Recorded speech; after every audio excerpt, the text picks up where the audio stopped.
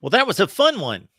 That was a fun one. If you did not have a stake in the game like me and you just wanted to see a good football game on Super Bowl Sunday, could we have asked for anything else? Well, maybe we could have asked for a cleaner call at the end of the game. Now, I'm not going to criticize the call against the Eagles defensive back in terms of whether it was the correct call by the official to make. It was technically that was the correct call for the official to make that set up the game-winning field goal. Otherwise, the field goal would have kicked sooner, and the Eagles would have had a chance after the kickoff with time on the clock to either send the game to overtime or win the game. So if you do the math on the time, obviously that call by the official on the second down play, whatever, against, I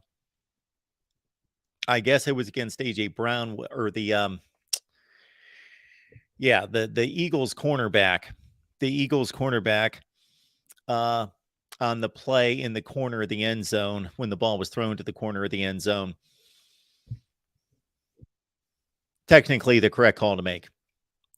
I'm with Greg Olson, who made it very clear during the broadcast that he didn't want to see the flag thrown. I didn't want to see it thrown either. I don't think that the ball would have been caught in any such way. I don't think he would have gotten close to catching the football, but technically that was the right call to make. So I'm not criticizing the official. I'm just saying I would love to see games decided by the players on the field at the end of the game. But, of course, if the defensive back plays the play cleanly, then he doesn't hold, he doesn't grab. And it was a slight hold, but hey, he could feel himself starting to get beat as the receiver was even with him and going to the corner. And so he panicked, just like is typical for a defensive back. And I'm sure that same thing happened a number of times during the game and it was not called. So I just hate to see that. I would like to see the players decide the game. The official decided this game to a certain extent. Of course, the Chiefs still would have taken the lead. We don't know what Philly would have done with 45 or 50 seconds on the clock. Put that aside. I have no complaints about the Super Bowl. 38-35, Kansas City wins over Philadelphia. We will discuss Patrick Mahomes' heroic effort. That's a bit of a stretch, but heroic, well, in a football sense, of course. His valiant effort battling through injuries to play a strong second half. The Chiefs put it together on offense in the second half with 4 consecutive touchdowns, and Philly blew a 10-point lead at halftime. Still think they're the better team, but the Chiefs are the Super Bowl winners. And now we need to start talking about the Kansas City Chiefs as a dynasty. Depending on your definition of dynasty, we can start having that discussion. Certainly years ago, I would have known every player on that field, but try to describe that Philadelphia holding call. I forget the defensive back who, I think it was Epps, who held the wide receiver on that play. All right. I'm sure that our first caller will have much to say about that play and the Chiefs come back in the second half. We got the real MVP on the line here at the Voice of College Football. I want to remind everyone, when you shop on Amazon, please use the link in the description section of any of the videos. It's clearly marked there in caps. Amazon, grab that link, put it somewhere where you will remember it when you do your shopping. Hey, to real MVP, congrats. Thank you, Mark. Thank you, Mark. I mean, I was pretty confident going into this game. And at no point during the game did I think Kansas City would lose. At no point. When you have a player like Patrick Mahomes II on your team, there is no way at any point in the game you can lose. It is the equivalent to me of like having Michael Jordan on your team or Wayne Gretzky. Okay. It's just a constant looming threat. And Andy Reid deserves a ton of credit in this game. Ton of credit. His adjustments in the second half, I don't know exactly what they did, the X's and O's of what changed, but they did a really good job in shutting down the Eagles in the second half. Okay, my response to that is I can't argue with how you feel. You know, I could be a Rutgers football fan and feel like they're going to win every game. Nobody can argue with that. That's a feeling. I don't agree with your feeling because the Eagles could have easily won that game, but they didn't. They didn't win the game, but yeah, they could have easily won the game. Devontae Smith caught that ball in the first half. I didn't really understand that call either. I could have brought up that call, but anyway, so yeah, it was a toss-up game between two really good teams that I think are clearly the two best teams in the NFL, although the Bengals would have something to say about that, and the Niners with a healthy quarterback might have something to say about that. But these are the teams that made it to the end, and they played a game that went down to the last play of the game. So I really don't understand your statement about how you always knew that Kansas City was going to win the game, because I don't see that myself. I said I never thought I didn't feel like they would lose. I didn't say they were always going to win. I can't argue with that statement. I totally get it. Because to me, I don't get it, but I get it as a fan. You're a fan. It's just when you have somebody you know is so much better than everybody else on the field you're playing, that it's never really in doubt. It's just, to me, it's just a 10-point lead. That's all Philadelphia had, was just a 10-point lead. Sure. Yeah. It's not like if Kansas City had Alex Smith, I'd be like, oh my gosh, the game's basically over. But no, I don't agree with that statement either, but go ahead.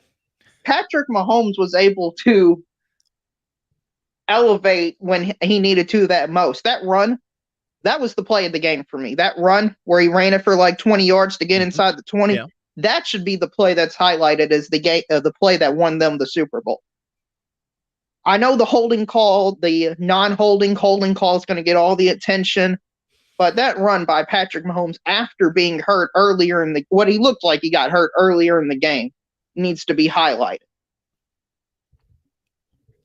Yeah, he's a great quarterback. And I was asked the other day to list my top 10 quarterbacks in the history of the NFL. I did not include him because I was only including retired players or guys like Brady and Rodgers that have basically played their entire careers. But Patrick Mahomes is like, if he stopped playing today, he's a first ballot Hall of Famer, and he's arguably a top 5 quarterback in history. Yeah, he's a great all-time player. Oh yeah. Oh, he just also won the Super Bowl MVP. So 2-time Super Bowl champ, 2-time Super Bowl MVP, 2-time NFL MVP. I mean, where does this put already? Is he already right now a top 5 quarterback all time? No. No? How close is he, do you think? He's extremely close. And if you said he was a top 5 quarterback or somebody else, I wouldn't say that you're crazy. You can make that claim. You can make that claim. I don't quite put him there, but close. Okay. Do you think it's just one of these things where, because of how long his career is, he isn't a top 5 quarterback right now? Well, there are just other quarterbacks that accomplished so much more because they had more time. He's played what? 6 seasons? I think he played 5 seasons in one game. He played like the last game of one season. But this is his 6th season in the league. Yes. Yeah. But the first full season, his first season in quotes, was when he was a bench or the backup to Alex Smith. Sure. So he only started one game that season. I understand. He started 5 years, but he's been in the league for 6 years. Right. Yeah. Well, I would say this. Maybe this will make you feel better. That I can't think of a quarterback that's had a better first 6 years in the league. Like, if you just took everybody's first 6 seasons in the league, he's probably the greatest of all time. Because there's 2 things that go into that. There's a zillion things that can go into that, but 2 main things, and that's winning and that's statistics. And he's got both. And everybody I can think of that may have won a little bit more, and there's extremely few. Tom Brady won 3 Super Bowls, but his statistics were nowhere close to Patrick Mahomes. And the other guys that statistically are comparable, like Aaron Rodgers, didn't win as much as him. Of course, Rodgers still only has 1 Super Bowl. So, and he's taken this team to 3 with 2 wins. So Yeah, he's had the greatest 6-year run of any quarterback to start their career in history. I don't think there's any question about that. You would have to go back to I will throw in an old timer for everybody. Otto Graham. He went to 10 NFL championship games in 10 years of an NFL career. Brady can't even match that. So there's your greatest winner of all time. Yeah, I don't think that's something that'll ever be done again. Yeah, the equivalent of 10 Super Bowls in a row. Yeah, that sounds a lot like Bill Russell back with the Celtics team. But, Mark, as I was just saying, since this game's over, so you know what it's about right now, Mark? It's about going 20-0 next year. 20-0 is officially on the board, Mark. Oh, my word. I want undefeated Kansas City. I want not the 72 Dolphins to be the only team that's been undefeated. I believe Kansas City can do this. They have tons of cap space. They had tons of rookies. They're going to get older. They're going to get better.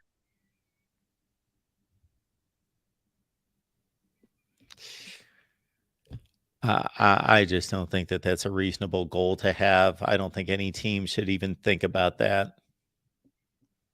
You don't think 20 and home? Come on, Mark. You got to if you want. Come on, you're talking like it's the probability, and I'm arguing like it's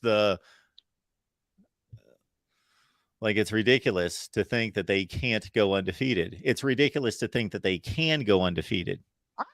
When you've got one of the best quarterbacks of all time, one of the best coaches of all time, maybe the greatest tight end of all time. All right, other teams have had this type of complement of players, and they haven't gone undefeated. Yeah, the New England one year almost did it. They were one game short of doing it. Well, they didn't do it. Yes, but they were one game short. So it's not an unrealistic goal if a team with a similar composition almost did it. I'm not going to say it's not impossible. Of course, it's not impossible, but I just don't think I don't even think they would tell you that that's what they're thinking about to accomplish. A few years ago, they openly stated, not this last year, the year before in 20 with the Cincinnati LA Super Bowl, they openly stated they were at the beginning, they were chasing 20-0. That they openly have said it before. They were chasing undefeatedness. Okay, maybe I'm wrong. I must be wrong, but anytime I've ever heard that offered up to any other athlete, they've said, you know what? It's about winning the Super Bowl. And can we get this guy? I would like to highlight this comment by Chris24M. Okay. Buffalo Bills is right behind you all. What has Buffalo done to deserve being in the same breath as Kansas City? I don't think he's arguing that from an accomplishment standpoint. Of course, they have yet to go to a Super Bowl, but he's talking about in terms of talent, and they obviously, came within a whisker in last year's playoffs, and they're a formidable foe in the same conference. No? I'm not arguing that Buffalo is not a great team. But to me, they're the third best team in the AFC. Cincinnati is way ahead of Buffalo. Well, they were when they played in the playoffs. Sure. They blew them out. Yes, and the year before that, Cincinnati made it further. They made it to the Super Bowl, unlike them. And what is Josh Allen or Patrick Mahomes? Patrick Mahomes. Sean McDermott or Andy Reid? Andy Reid's better. The best wide receiver and tight end is probably Travis Kelce. Maybe Stephon Diggs. There is nothing that I see where Buffalo is even close to Kansas City. It is Kansas City all by Buffalo themselves. Have a better defense? I mean, they're comparable. It's even. I mean, you can give it to Buffalo, but I still think with Kansas City's weapons, they would just destroy them in a playoff game, like what Cincinnati did. DeReal, on a night that your team just won the Super Bowl and has been to 3 Super Bowls and won 2 in the last 4 years, there's really nothing that anyone can say to you that's, I'm going to try to hold you in check to a certain extent, but really, for people to be gunning at the Super Bowl champion on the night that they won the Super Bowl and talking about all sorts of scenarios and other teams that are close to them, it's kind of a moot point. Yeah, I think that's exactly right, Mark. And you know what? Hopefully next year we're in this exact same position. Because now what? Patrick Mahomes is 1-2. Tom Brady's 1-7. So we got 5 to go, Mark. That's the way I'm going to look at it at this point going forward. And I know you may think that's crazy. And you know what? You're probably right. You are absolutely 100% right. But I am a fan. And I want my quarterback to be the greatest quarterback of all time. I don't think it's crazy because it can't be accomplished. I just think it's crazy because if you understand how hard it is to do that, you should be happy if you win another Super Bowl. These things end very quickly. These kind of streaks usually end very quickly. Oh, I'm happy right now. They don't look like they're going to, but I'm happy. do.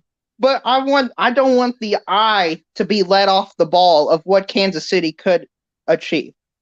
Bill Belichick one year when he won the Super Bowl, during his post-game parade, you know how they have this big parade and they all get turned speaking. He famously chanted "No days off, no days off," and had the whole crowd doing it. And I think they won the Super Bowl the next year. He knew the bigger picture, and I'm just hoping Kansas City doesn't get lost in this one Super Bowl. Because one of the things I hate the most in sports is having a team that I firmly believe is great, but doesn't live up to their full potential.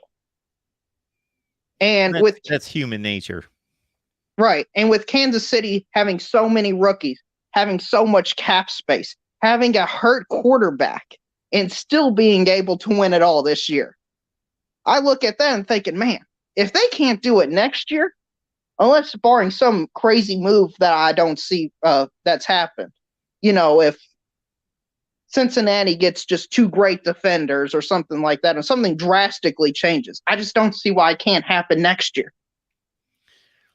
But there's nothing that you stated that is not correct. However, understand that you won the conference championship game by that much, and you won the Super Bowl by that much. So it's not like Kansas City's just ruling over the sport. They are technically because they won the Super Bowl, but it's not like they're playing so far above beyond everyone else. Well, Mark, that's the rational perspective of it. You know what? But I'm a fan. And my team just won it all, Mark. So I'm allowed to be delusional for at least one night, okay? Absolutely. Kansas City's been to 5 straight AFC title games. Okay? The Arrowhead Invitational streak needs to continue. Kansas City, be a 1 seed, be a 2 seed, host the AFC Championship game for 6 straight years. We got a super chat talking to me, Mark. So if you could read the super chats, I greatly appreciate it. And then we will get to some of these other calls here. So the super chat would be, I want to be able to. So first and foremost, we got Kyle Pickett here. Thank you so much for the contribution. Kyle, those pro Knowles just saying. So there must have been Florida State players in the Super Bowl, I guess. I'll look. Yeah, didn't Juju Smith-Schuster go to Florida State? No, he's a USC guy. Okay, I thought he went to Florida State for some reason. There we've got Larry who says, "Tell DeReal without a shove out of bounds, Cincinnati would have been in the Super Bowl." Maybe, maybe not. But can I talk about that play for a few minutes? For a few minutes? Or about 15 seconds? Okay. So Kansas City in that play, let's say there's no penalty on that play. Kansas City still has a timeout in 8 seconds. The question is, can Kansas City get 8 yards in 8 seconds? I believe Patrick Mahomes, with how great he is, can throw the ball 8 yards for a completed pass to Travis Kelce and just kick a game-winning field goal. I don't think that penalty mattered at all. Yeah, I would have to go back and look at the end of that game because I got to tell you that I don't even remember the end of that game. I don't recall any of that, what happened, what the situation was, any of it. So I've got no response to that. I just know that there were Bengals fans all over social media at the end of that game going ballistic about how they got ripped off. And I didn't think that they got ripped off. But again, that was 2 weeks ago. My memory's shot when it comes to what happened in the NFL playoffs 2 weeks ago. I don't remember. I could tell you what happened in 1978, but yeah, so I don't recall that scenario. All right, DeReal, appreciate you being here. Congratulations. Thank you, Mark. Thank you for allowing me to rant and rave about and be somewhat delusional about Kansas City. See you next year when hopefully Kansas City wins it back years.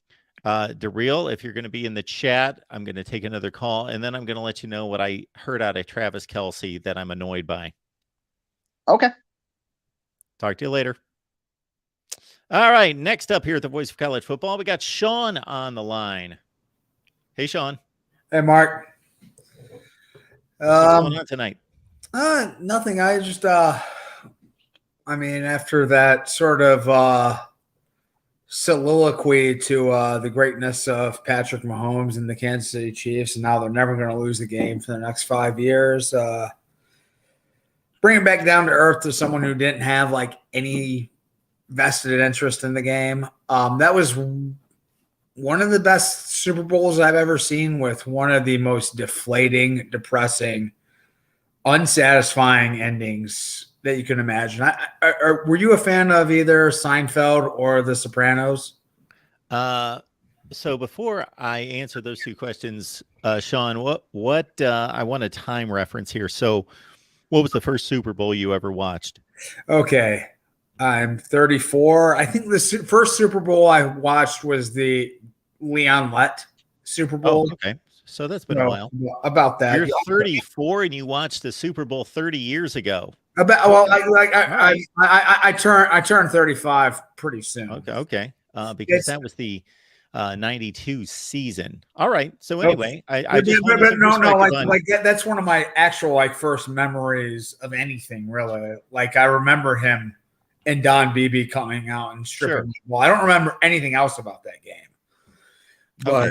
So I just wanted some perspective. So first of all, I have never seen one episode of The Sopranos.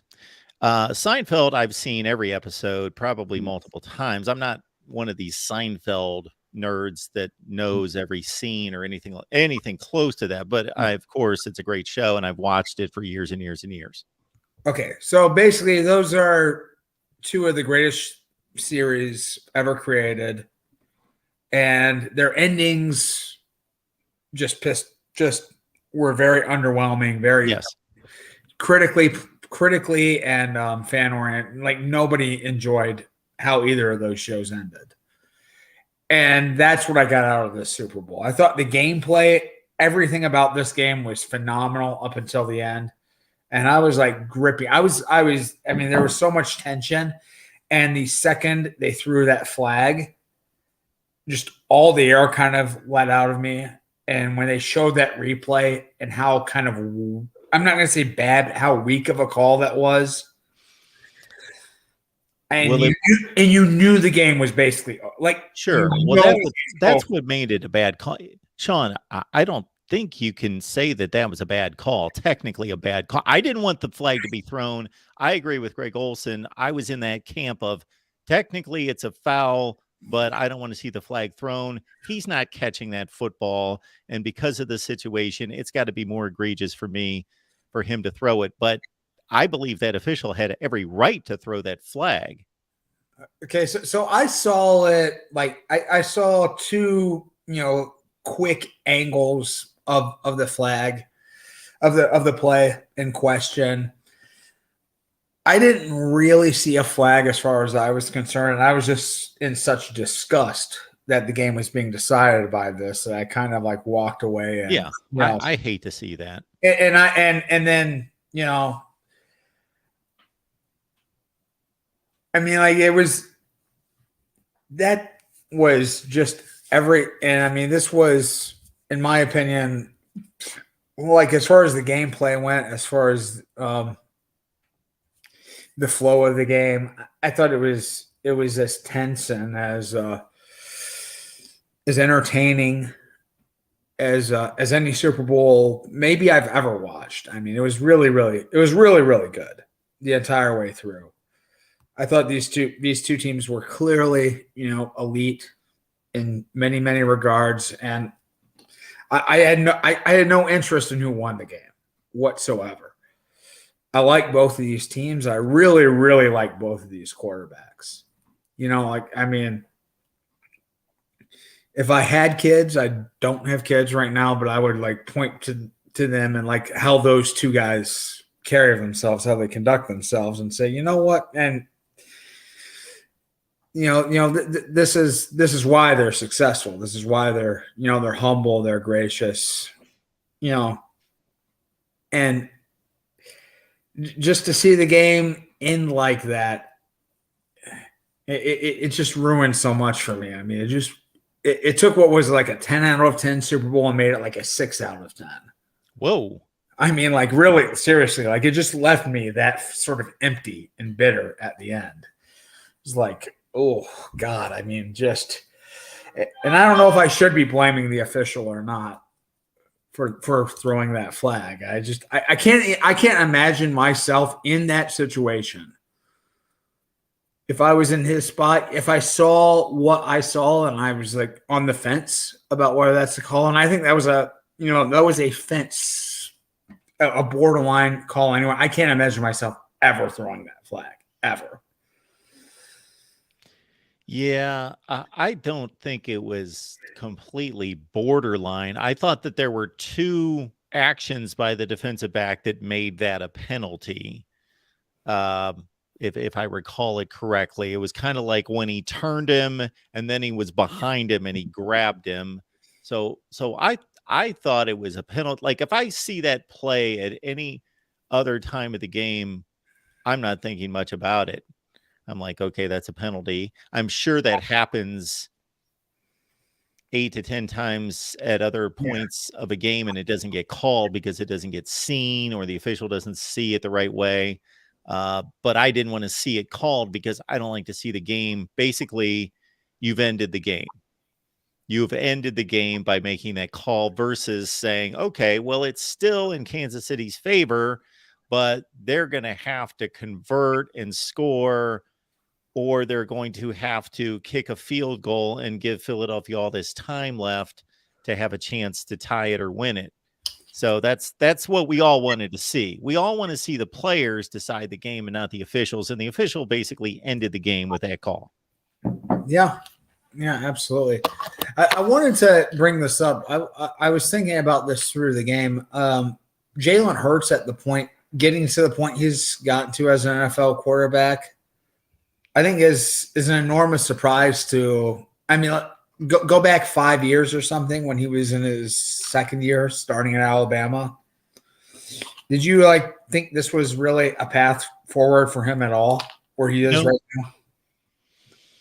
I had this conversation with, I guess, our Alabama guy a few weeks ago, Stephen M. Smith, and I would love anyone to find any article online or any video online where anyone projected or predicted Jalen Hurts to be a top flight NFL quarterback. I didn't hear that out of anyone, and I didn't think so. That's for sure. Yeah, and I mean, I remember watching the Alabama spring game. I guess this would have been going into Jalen's sophomore year after he started as a true freshman. And Tua was playing in that game. I don't think Jalen played in that at all, but there was a whole lot of buzz. Like the coverage was spending a whole lot of time talking about Tua and sort of the passing, the dynamics that he brought that Tua didn't necessarily, or that Jalen didn't necessarily possess. And there was sort of, I guess, a prelude that there might be a quarterback controversy down the road when I was watching that. So there's always been this impression that Jalen's was limited in some ways. He was an athlete first, sort of quarterback second. And I don't know if anything I saw at Alabama really would dissuade you from that notion in any way whatsoever. And there's a reason why he got pulled at halftime in the national championship game. And I mean, this just has to be like one of the most remarkable stories of, perseverance, of maturity that really I've ever seen. And I don't know if maybe this might have been the best thing to happen to him because, he transferred to Oklahoma and went to a place that really knew how to teach a young man how to play quarterback. And I don't know if he stays the quarterback at Alabama. I don't know if he is in the situation he is right now. To me, like, I think if you like sort of read into the story of how he came along and his journey, it's a very unconventional one for a star quarterback in these day and age. And I just think there's a lot to be learned from that. And I think a lot of credit has to go to Lincoln Riley and that staff at Oklahoma, because I really don't think he's the same quarterback if he doesn't have that year with Oklahoma. Well, you could be right. We'll never know. Awesome. Thanks, Mark. I appreciate it, Sean. Thanks for calling. Great one. You too. Kyle Pickett, thank you so much for the contribution. So Kyle, based on his other Super Chat contribution, was saying the only reason I pulled for Kansas City is because they do the war chant and tomahawk chop. Just saying. So, yeah, Florida State, Kansas City Chiefs.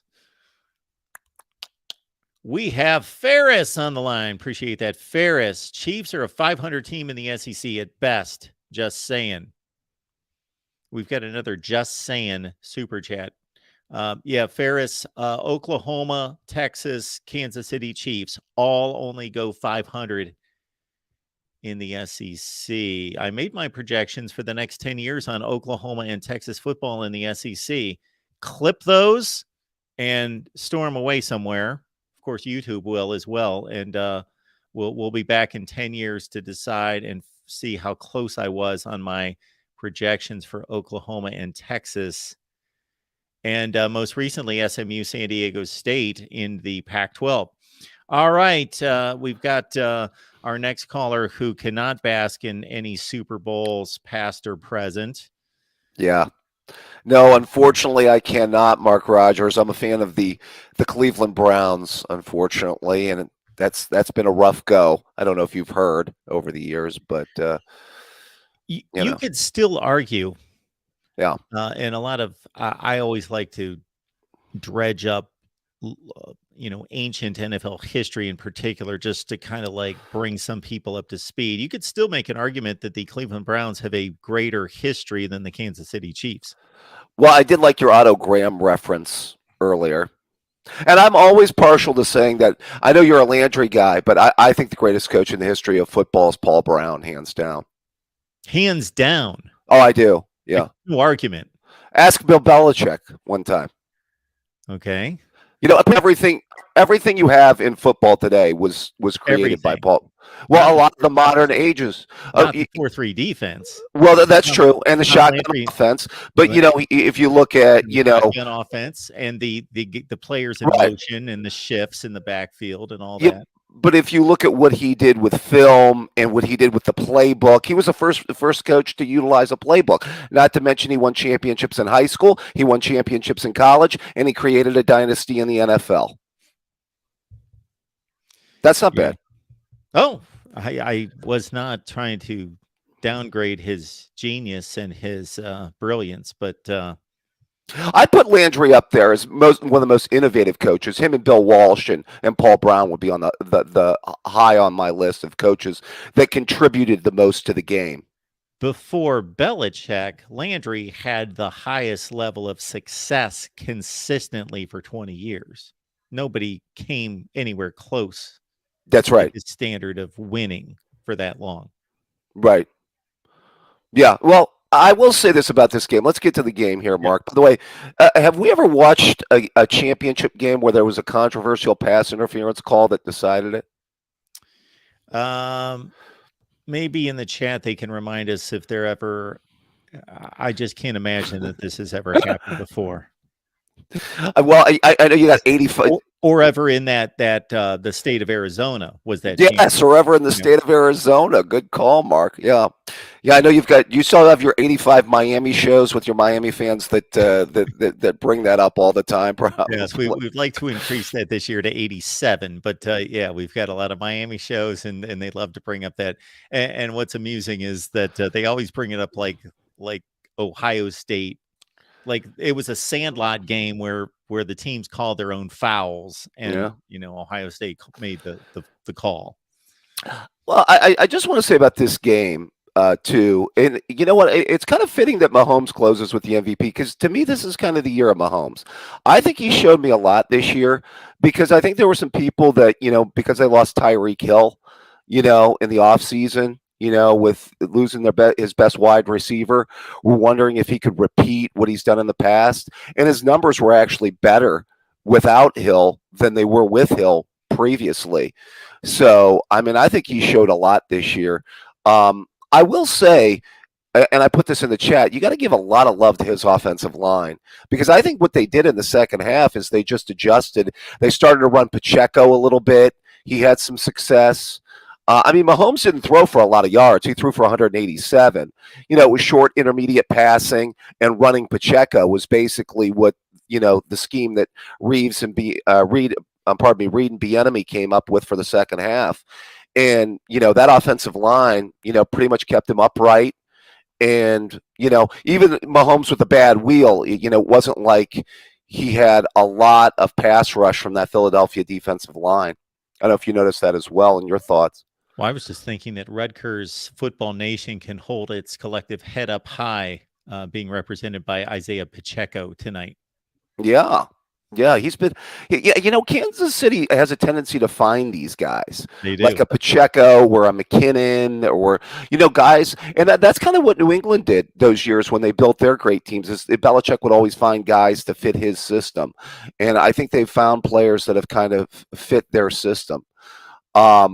I did want to show a lot of love to Jalen Hurts, who I thought, when I watched him in Alabama, I think we commented about this after the championship games, Mark, is, his accuracy was always debatable as a quarterback.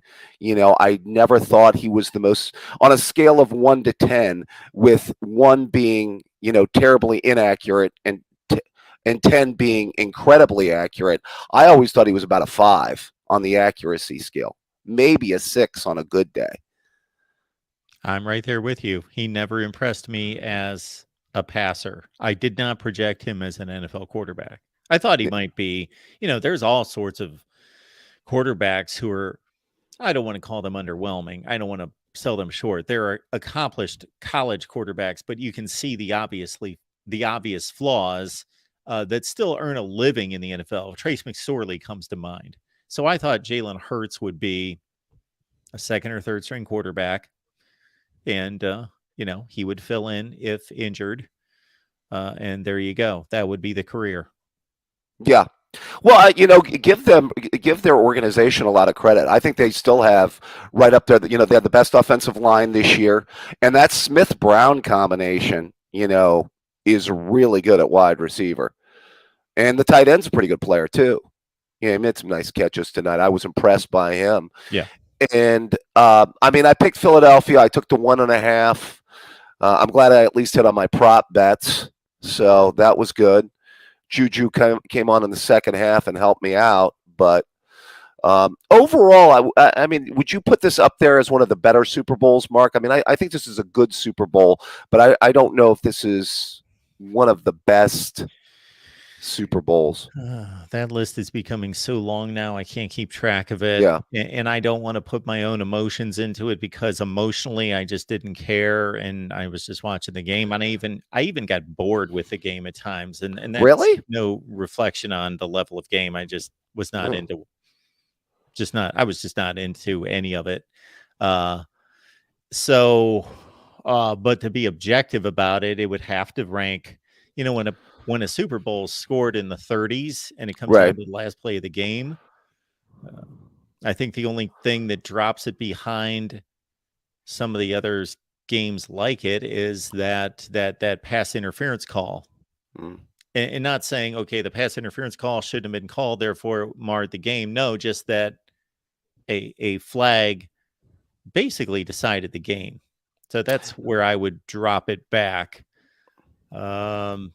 Man, there's so many great Super Bowls to run through to try to make some kind of top 10 list. I can't do that off the top of my head. We can all list the games. We all know them, the better Super Bowl games. But yeah, it's crazy. And I know you started watching Pro Football late 70s, Mark? Yeah. So, and I started, mid to later 80s. And you remember how many blowouts we had to Oh, sit yeah. through for a long period of time. Oh, And yeah. it just shows you, if I think the first really close Super Bowl I remember was that Green Bay Denver one, was a really good one, where Elway won his first Super Bowl. And if you take a look at every Super Bowl from that point till the present, I think like 60 to 70% of them have been decided by 7 points or less. Yeah, it's really strange how that's played out, because from the time I started watching, so you didn't see the San Francisco Cincinnati game? They came Well, down to the not the last. first one. I remember Yeah, the second one. Montana to Taylor. Yeah. Yeah, I saw two good ones. I remember that one, and then the Norwood field goal game, Yeah. So which I back think to was a back. great game, by the way. Yeah, that was a great game. So 2 and 3 years there, but yeah, the Yeah. entirety of the 80s, for the most part, there were a couple splashed in there that were okay. The Dolphins and the Redskins in particular, and That was yes, the before my 90s. time. Steelers Cowboys was a close Super Bowl in the 90s, but Oh. yeah, basically for 20 years we had like 3 good games. Yeah, you weren't, it's the Super Bowl nowadays. We're not seeing a whole lot of 65-7 like we are in in college, by the way, Mark. I mean, see, this is what I tell you, though. This is the thing about, at the very least, when we watch pro football and we watch the Super Bowl, if it's two teams we don't care about, what do we usually want? We usually, well, I wager, but, we usually at least want a close game. Yeah. Now I grant you this is going to have controversy, and sports talk will be ablaze tomorrow with all the, talk about the penalty and what happened there. But still, when it's two teams that really don't have a rooting interest, it's, just really kind of want to see a good game.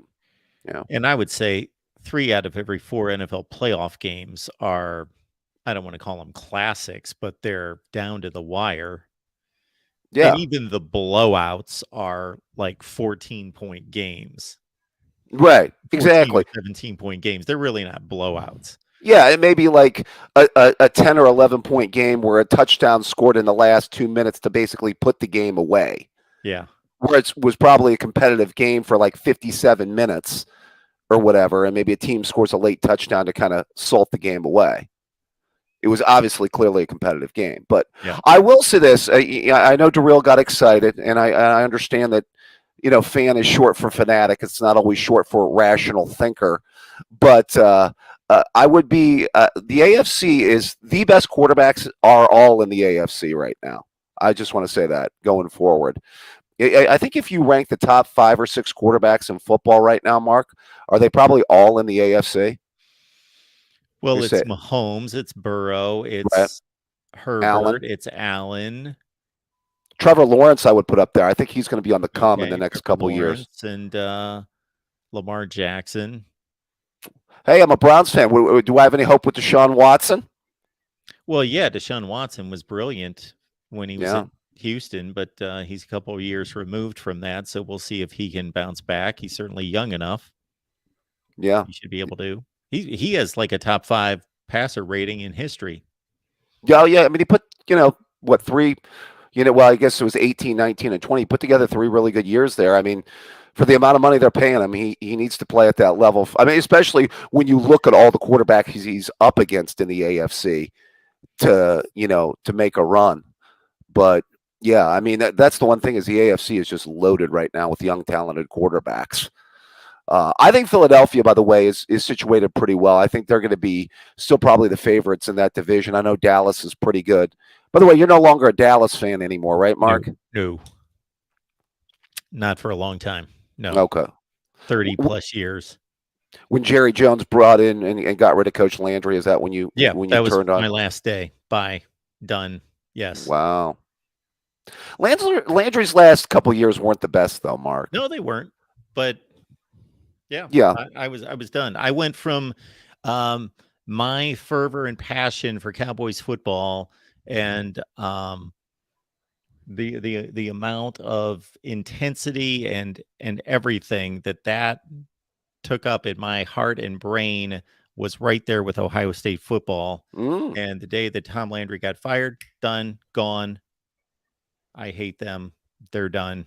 Yeah. I'm done with them. Yes. Yeah. I talked to a lot of Cowboys fans. They always said that they should have treated him a lot. And Jerry Jones, actually, I always heard regretted that, the way he Yeah. did that, too. Yeah. I've heard him speak about it, that he just was, directed, he was tunnel vision toward what he wanted to accomplish and wasn't taking he's inexperienced in that position and just didn't take that into account. But once they turned that over, and I liked Aikman, of course, Aikman was going to be selected by Landry anyway. So Right. that was a no-brainer. Anybody was going to select Aikman, and they got Emmett on board. Michael Irvin played a year under Landry. So I kind of rooted for those Super Bowl teams in the 90s. The Jimmy Johnson. Like, I didn't care if they lost. It made no difference to me, but I slightly rooted for them. Yeah. I did not like Jimmy Johnson. I like Jimmy Johnson now. I did not like him then. Yeah. I didn't like him with Miami. I didn't like him with the Cowboys. I didn't like him until he got to Fox and started talking about football. Yeah, I have some friends of mine that are Dolphins fans. They still think that he owes them some money for those years that he was stealing. Unfortunately, I think he got Dan Marino at the end of his career, and not closer to the beginning of his career when Shula had him. So, well, another great season of NFL football in the books. It's always good to talk, whether it be college or pro football. You're a man of many parts, Mark. You can multitask that way. That's what I like about you. Well, I do love both levels of football, and certainly I know a lot of people get irritated when we go off into the NFL. But of course, once the college game ends, we still go full throttle on college football. But why not talk NFL playoffs and the Super Bowl, especially? So. Hey, we got USFL down the road, Mark. Let's start some USFL talk. Let's bring back, you know what I mean? Well, that was another thing that I loved in the 80s. Oh, yeah. You weren't around for that, but I just loved missed the that. USFL. I don't, when I look back on being a kid and then on into high school and college, I don't know how I had, like, now it doesn't seem like I have any time for anything. Then I wonder why, like, I look back on being in college and I think, okay, I'm in college. I got homework. I got papers to do, tests, I had a job. I, for 2 semesters, had an internship at a TV station. At the same time, I had a job and went to school. And it never seemed like I never neglected going out. I never neglected watching every sport, major sport that I wanted in the world, and knew every statistic in the world. Like, I don't know where I got all this time, like, to cram that into my head and do all those things. But now it seems like I can't keep track of anything. Well, it's good to see that Kent State GPA of yours never suffered, Mark. That's the important thing. It really didn't. I am not a smart person by any stretch, but I somehow made it through with a pretty impressive GPA. You're doing quite well, and you do a great job, Mark. Always a pleasure, my friend. Thank you, David. I appreciate it. Take care. Communications, journalism, and otherwise broadcasting at Kent State, not the most difficult to hold a high GPA to. And not that the GPA mattered when you're in that line of work anyway. All right, welcome into the Voice of College Football. We got Landfound on the line. Landfound, hopefully you've got a good landline or whatever you're working with tonight. You bring up I like how you brought up that point about there were maybe 3 good Super Bowls out of 20 years. And you reminded me of, I think what changed that, because we have had a run of good Super Bowls as of late. I think what changed that, remember that Rams-Titans game, that close finish? It seems like after that Super Bowl, there's been great Super Bowls after that. So I don't know if that started the trend, but something changed after that. You're right. My first Super Bowl was Super Bowl 25. I remember that. Mm-hmm. What was it? Bills Giants. Bill Parcells won the Super Bowl there? Yes. Okay. The missed field goal at the end. That was a great Super Bowl. Yeah. Yeah, and all these and then I guess we had 2 dual threat quarterbacks in a Super Bowl tonight. And I'm just, I'm from Miami. And I'm used to my pocket passer, Dan Marino type. And it's just a lot of whatever it takes to win, I guess, but I'm just used to, and don't get me wrong, the pocket passer is still alive. I mean, look what Joe Burrow did. in Cincinnati with the Bengals. The Yep. Bengals have been squadouche for years, and then Joe Burrow gets there and everything changes. So, the pocket passer, my Dan Marino type quarterback is still there. I think Flores was right about Tua. I think Torres was right about Tua the whole time. And he knew it too because he was with Bill Belichick and Tom Brady for all those years. What did he start off as a scout? He worked his way up to DC, and he saw Tom Brady, and he knew. And he was right because look at Tua, And I didn't hop on the bandwagon when the Dolphins won. I certainly didn't hop on Tua's bandwagon when they were winning. So we'll see what happens, though, with Tua. I don't know what the Dolphins are going to do. But that's not the reason why I'm calling. I'm not an anthropologist by training. I'm not a historian by trade. But the region of the world where I live in, I'm a 6th grade geography teacher. I'm from Miami, Florida. Geography. That's cool. I love geography. Do you really? Yeah, I'm not in your league when it comes to expertise, but when I was like 6 or 7 years old, you could find me a large portion of the time with one of those big atlases, like sitting in the living room floor, just looking at maps. I still love to look at maps. Really? Yes. I'm surprised by that because you're American and Americans really don't know too much about geography. That's a running joke. I always knew all my 50 states and where they were located and the capitals. And, I've got all sorts of stuff from back when I was a kid where I would write reports about, the various cities and the cultures and the farming of each state and all that sort of deal. Did you go to some special type school? Because I think we went to similar schooling systems and they don't teach us geography in this country. Well, I went to school a long time ago is the difference. No, I went to no special schools. Just they taught us geography at that point. I remember one of my favorite gifts for either a birthday or Christmas is my mom knew I would be fascinated, and she bought me a globe that had you'll know the terminology that had the ridges for the mountains. It was it wasn't a smooth globe. It had the topography, indentations and the ridges on the map. But anyway, that was one of my favorite gifts ever. Yeah, I'm just a first-year teacher, so I'm still learning. I mean, I'm learning as I'm going along. So that's very cool. Yeah. Yeah. But I am interested in the social sciences. And that region of the world that I'm learning about with my students in geography, with Latin America, South Florida, the Caribbean. There's a lot of what you have white people, you have Afro, you have Latinos, you have mixed, you have just a lot of, I guess, races there and mixed races, including myself. And so you understand where this is coming from. Also, what my take is going to be. My father's told me a couple of times now, he's from Spain. And he told me, don't underestimate how bad a Cuban can mess things up. Right? And so we talked about Manny Diaz plenty of times on this show. And you know how I felt about Manny Diaz, So now we have Mario Cristobal. And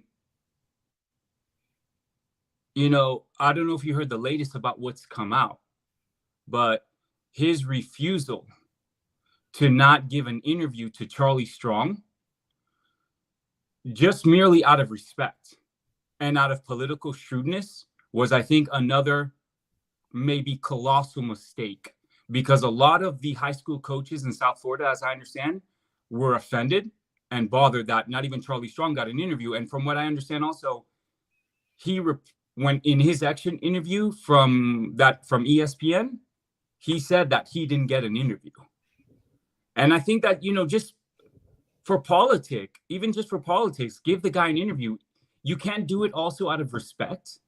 This is Charlie Strong. I think he means a lot to a lot of people. I think he's proven himself. You brought him in. We won't even talk about what you did to the Burroughs Award winner with Josh Gaddis, where he got his money, but you gave him only a year. Okay. And I just think it's another mistake by Mario Cristobal and the community down there. So anyway, I wasn't calling. I was trying to get the climate of the room. I know it's Super Bowl night. Everybody's Oh, that's jolly. okay. Yeah. We talk all football. So Okay. whatever you want to bring to the table. Okay. And let me make this statement. Excuse me just a sec. Yeah. So I'm going to go back to a standard approach that I have to these kind of situations. I would hope that in the situation of Mario Cristobal and Charlie Strong, that Mario Cristobal would do the right thing for the right reason, meaning he would make the right decision, meaning that he would choose to interview Charlie Strong for the right reasons, that he was truly giving him a chance, an opportunity, wanted to hear what he had to say, wanted to give him the opportunity to state his case and go for the job, to do what was right for the right reason. But even if Mario Cristobal didn't have it in him to do the right thing for the right reason, still do the right thing for business reasons. And as you just pointed out, he failed to do that. Like sometimes people do stupid things, and I think, I would hope that people would do the right thing out of the incentive of being honest and ethical and all those things. But even if they didn't for that motivation, do the right thing to protect your own business purposes. And that's what, as you outlined, what Mario Cristobal also failed to do. Yes. Yep. Thank you, Mark. Hey, I just want to say one thing. I know it's college football, but what is going on? We just shot another drone or another UFO over Michigan a few hours ago. It was announced. Oh, I did not hear about this. Yes, today, not making up. Today they shot another UFO over Michigan. So anyway, I know it's sports. I just want to 4 over the continent in a week. Right. So thank you so Land much. Found. Okay. Bye. Appreciate you being here. Thank you. All right, Sean, thank you so much for the contribution. I appreciate that, Sean. Hopefully you're still watching. Thanks for everything you do, Mark. Thank you, Sean. Thanks for calling tonight. This show only works because you guys call and because of the chat in the live chat there that you guys keep each other amused and interested. And hopefully there's not too many fights, some good arguments, hopefully, but not you guys don't take it too seriously or nobody gets too offended in there. But we like to see some good debate in the chat as well. And let's see. We've got Shoelace Sooner showing up. Shoelace is a Chiefs fan and says, here, Marky Mark and the Knucklehead Bunch, it's party time. So Shoelace Sooner, one of our good friends here at the channel, can party it up with Mahomes and the boys winning the Super Bowl. Okay, so this brings me to, so Shoelace Sooner, thank you so much for the contribution. So this brings me to the comment that Travis Kelce made on the field after the game. And he's not the first to do this. I am really getting sick of this. You know what? I got sick of it about 5 years ago. So I just continue to be sick of it. Are these athletes, okay, they win the big game, they win the championship, and then they take on this martyrdom, this victim attitude, and that everyone counted them out and nobody gave them a chance and everybody doubted them and they proved everybody wrong. Okay. Who was the worst team in the NFL this year? Take the Denver Broncos. Okay, if the Denver Broncos win the Super Bowl next year and everybody picked them to win 3 games this year, meaning next season, going into next season, the Denver Broncos, let's say everybody says they're the worst team in the league and they win the Super Bowl. You know what? If you want to make the comment then, fine. All the Denver Bronco players can say, everybody doubted us. Nobody believed we could do it, because that would truly be the state of the situation. Travis Kelce, my goodness. I was just about to call him a moron, but he's not a moron. He's just, he's just making moronic statements. So Travis Kelce, okay. Just because 90% of the media did not declare you the best team in the league or the Super Bowl champion like they have for the last 5 years, and there were a few more doubters, understand that everyone has an opinion. There's media out there, there are commentators, there are analysts, there are writers, folks like myself. We make predictions. We are asked for our opinion. We make projections based on what we see. It's nothing personal. It's not a personal attack toward your ability.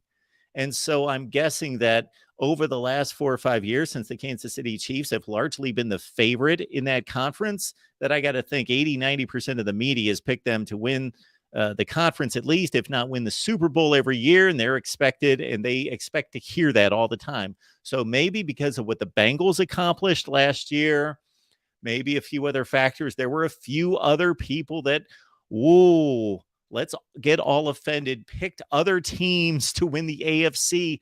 Big deal. Get over it. It's not the worst thing in the world. People have opinions. They're going to stay. It's nothing personal. It's not a personal attack. You know, if we all make Super Bowl predictions at the beginning of the year, that means 31 players on 31 other rosters are going to be offended by our prediction. They're going to take it to heart. All the doubters out there. There aren't doubters. I heard the same ridiculous spiel out of Tom Brady. How many times? Nobody believed we could do this. Nobody thought we could do this. Everybody doubted. Oh, that is a bunch of complete BS. Hardly anybody doubted you or didn't think, and if you want to play those mind games with yourself, your coach, the rest of the locker room to get yourself motivated, fine. But don't spew out all that crap to the rest of us about how we doubted you and nobody believed in you. That's a bunch of garbage. Nobody believed in Tom Brady. Yes, after you won your 5th Super Bowl, like, people were shocked that you came through and won another Super Bowl. When has anybody ever doubted Tom Brady since the Superdome 2001 January against the St. Louis Rams? I don't think hardly anybody in the planet has doubted Tom Brady. And the same with Travis Kelce tonight, going on and on. He's got to get into the camera and go crazy and scream and shout about how everyone doubted them. What a bunch of crap. It's just complete crap. And fortunately, we don't have the platform here. I wish we did, to be able to draw people like Travis Kelce, because I'd bring him on and I'd say, Travis, you're remarkable. You're a Hall of Fame tight end. Congratulations on your Super Bowl win. And we talk about the game. And then I'd have to bring up the statement you made. And he probably made it on Twitter and who knows where else. So it wasn't just after the game. I'm about positive, because I've seen this over and over from these athletes. Now, come on. Were you just excited and made that statement? Or do you truly believe that we are all shocked by you winning a Super Bowl and we all just doubted and just, there was just this run of media that just picked the Kansas City Chiefs to go 5-12? It's just nonsense. And that seems, this rhetoric after a team wins a championship just seems to be more and more ridiculous every year. It's just unbelievable. It's just unbelievable. All right. Yes. So wet blanket, I'm not saying that there weren't media commentators, analysts who didn't predict other teams to win the Super Bowl. Yes, people are wrong. That doesn't mean it's some sign of disrespect. That's the other thing I hear. People disrespected us. Just because I picked some other team to win a game doesn't mean I disrespected you. I get tired of hearing that we hear this all the time, like on the channels too. It's insane, because I pick a certain team to win a game that I disrespect your team. I'm not disrespecting your team. I just picked another team to win a game. It's the most ridiculous, stupid argument in the world. All right. Joshua says, know your role, Mark.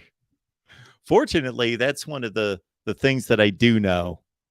I am self-aware enough to know my role. Thank you, Joshua. All right. We do have the yes, Tim has just left the call link there in the chat, so please jump on board. Shoelace Sooner, I'm going to get back to the party, but wanted to tell you how much you are appreciated, Mark. Am I? You do excellent work. Thank you. Well, I'm glad that you think, and others do as well, that we do excellent work. We are going to do better work. That is our goal, to have the best college football channel. When do we have the best college football channel? Some days, sometimes, some videos, not every one, but we will have the best college football channel. We will stay with it. We will improve the content and improve everything that we're doing right here. We're working on that right now. So we are not going to necessarily get into how in each and every way, but we will have a show that we're going to do in a few weeks. And by the way, the Great Oreo Challenge is coming soon. Somebody told me to tell all of you that tonight. I'm just the messenger. I'm just the messenger. I don't know what else to tell you about it, but I know this is important, that the Great Oreo Challenge is coming soon. But we will do a State of the Union address, and it's going to be better than the slop that you watched the other night. This is going to be a State of the Channel address here at the Voice of College Football. We will do that here in the next few weeks. All right, we are happy to be joined by Mr. Notre Dame himself, Will. How you doing?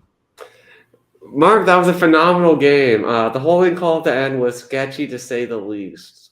But I agree. overall, It was a borderline call, but I think technically it was the right call. I just didn't want to see it called. Yeah. Because that basically ended the game. If the kicker can make a kick and they can just snap the football before that, that's basically what was being done when he threw the flag. Obviously, he threw it he was doing his job. But if they can snap the ball correctly and then kick a field goal from 25 yards, the game's over. Yeah. Yeah. That was tough to take. I'd like to see, them kick the field goal with 50 seconds left and Jalen Hurts have enough time to try to get the Eagles in range.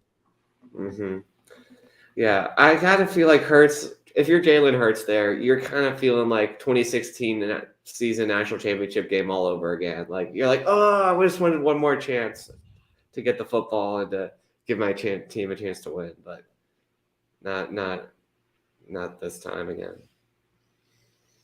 Well, when you first said that, I thought of 2017, and I was thinking, well, what was he rooting for Tua to get hurt so he got another chance? No, of course, the year before, yes, a great duel in the fourth quarter between he and Deshaun Watson, where, hey, Jalen Hurts, yeah, when he left the field, when he walked off the field, that's all he could do. He walked off the field with a lead and never got another chance. But yeah, that player, wow, the defender Bolton, that was his name, right? Yes, who almost had 2 scoop and scores. He should have been the MVP. Like, Patrick Mahomes didn't lose his team the game. 157 yards, not bad. But I don't get why they just give it to the biggest name offensive player and not to the defensive player that I feel like did more.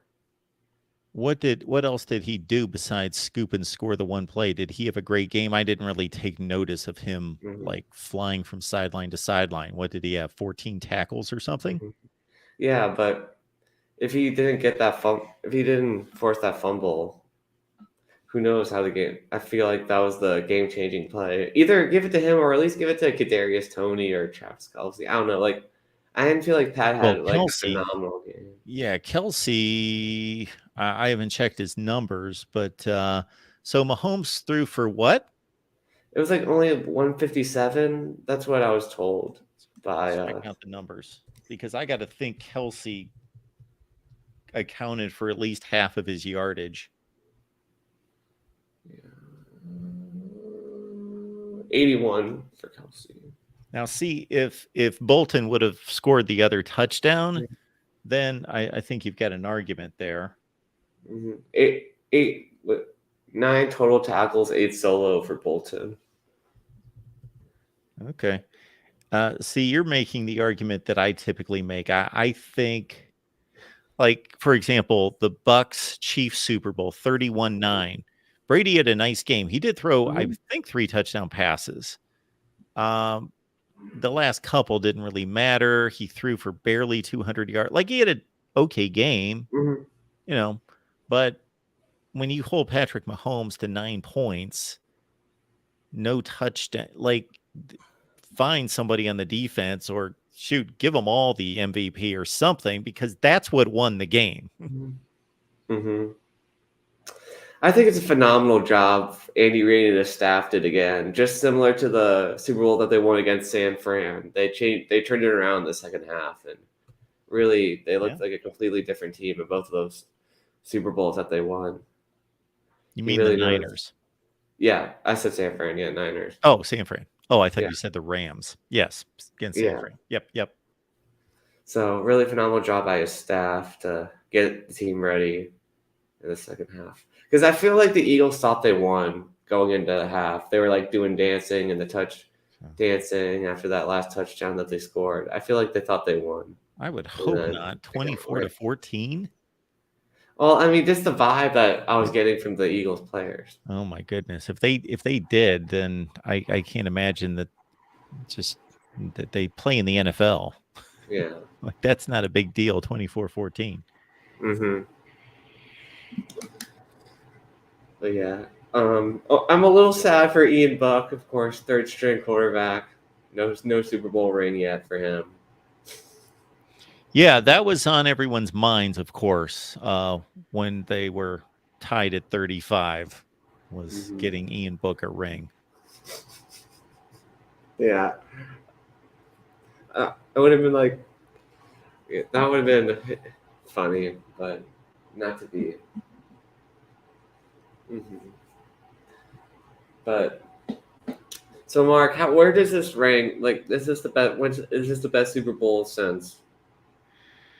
All right. So somebody asked me that, and I didn't really have much of a response because the only thing that takes away from this game is that last call. And again, not because, it's not to me like, remember the Saints-Rams championship game a few years ago when the Rams... Man, that ref, if you're thinking of bad refereeing, I'm thinking of that game at the end. Yeah, like that basically cost the Saints the game and going to the Super Bowl. And there was no doubt. Nobody argued.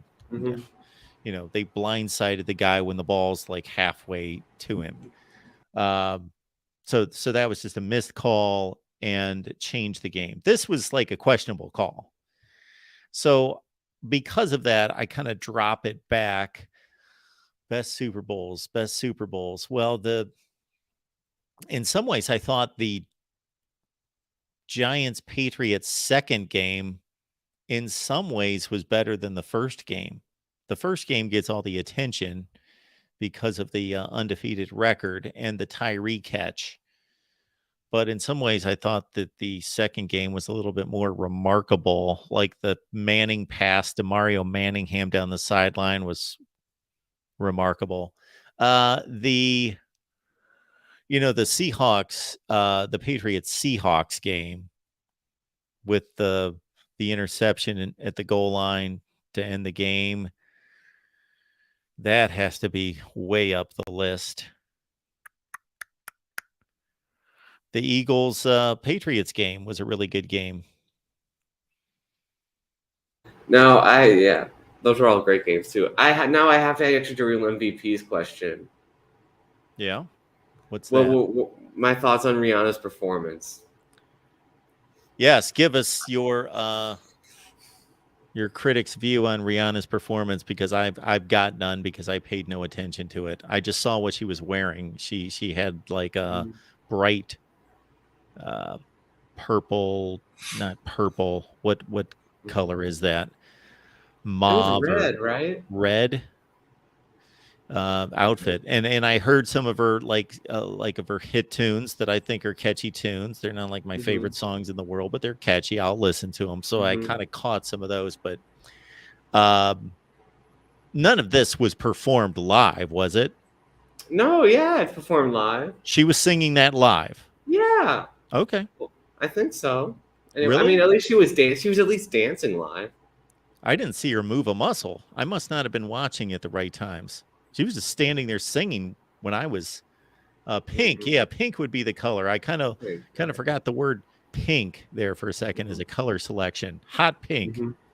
is what it was. Yeah, I mean, I grew up on all those songs. It was fun. But I, it was I interesting that she was pregnant. But Oh, okay. That explains a lot. So I yeah. wasn't going to get into the choice of a wardrobe, but I was Mhm. thinking, okay, this is somebody that I would consider to be like kind of a sex symbol, and she's wearing that. Like Mhm. I didn't care, but it struck me as kind of funny because you typically don't see that. Mhm. Okay, she's pregnant. Got it. Yeah. So, I mean, I don't know. Do we need maternity care if Rihanna can do that? Well, that's a whole other discussion. But Yes. yeah.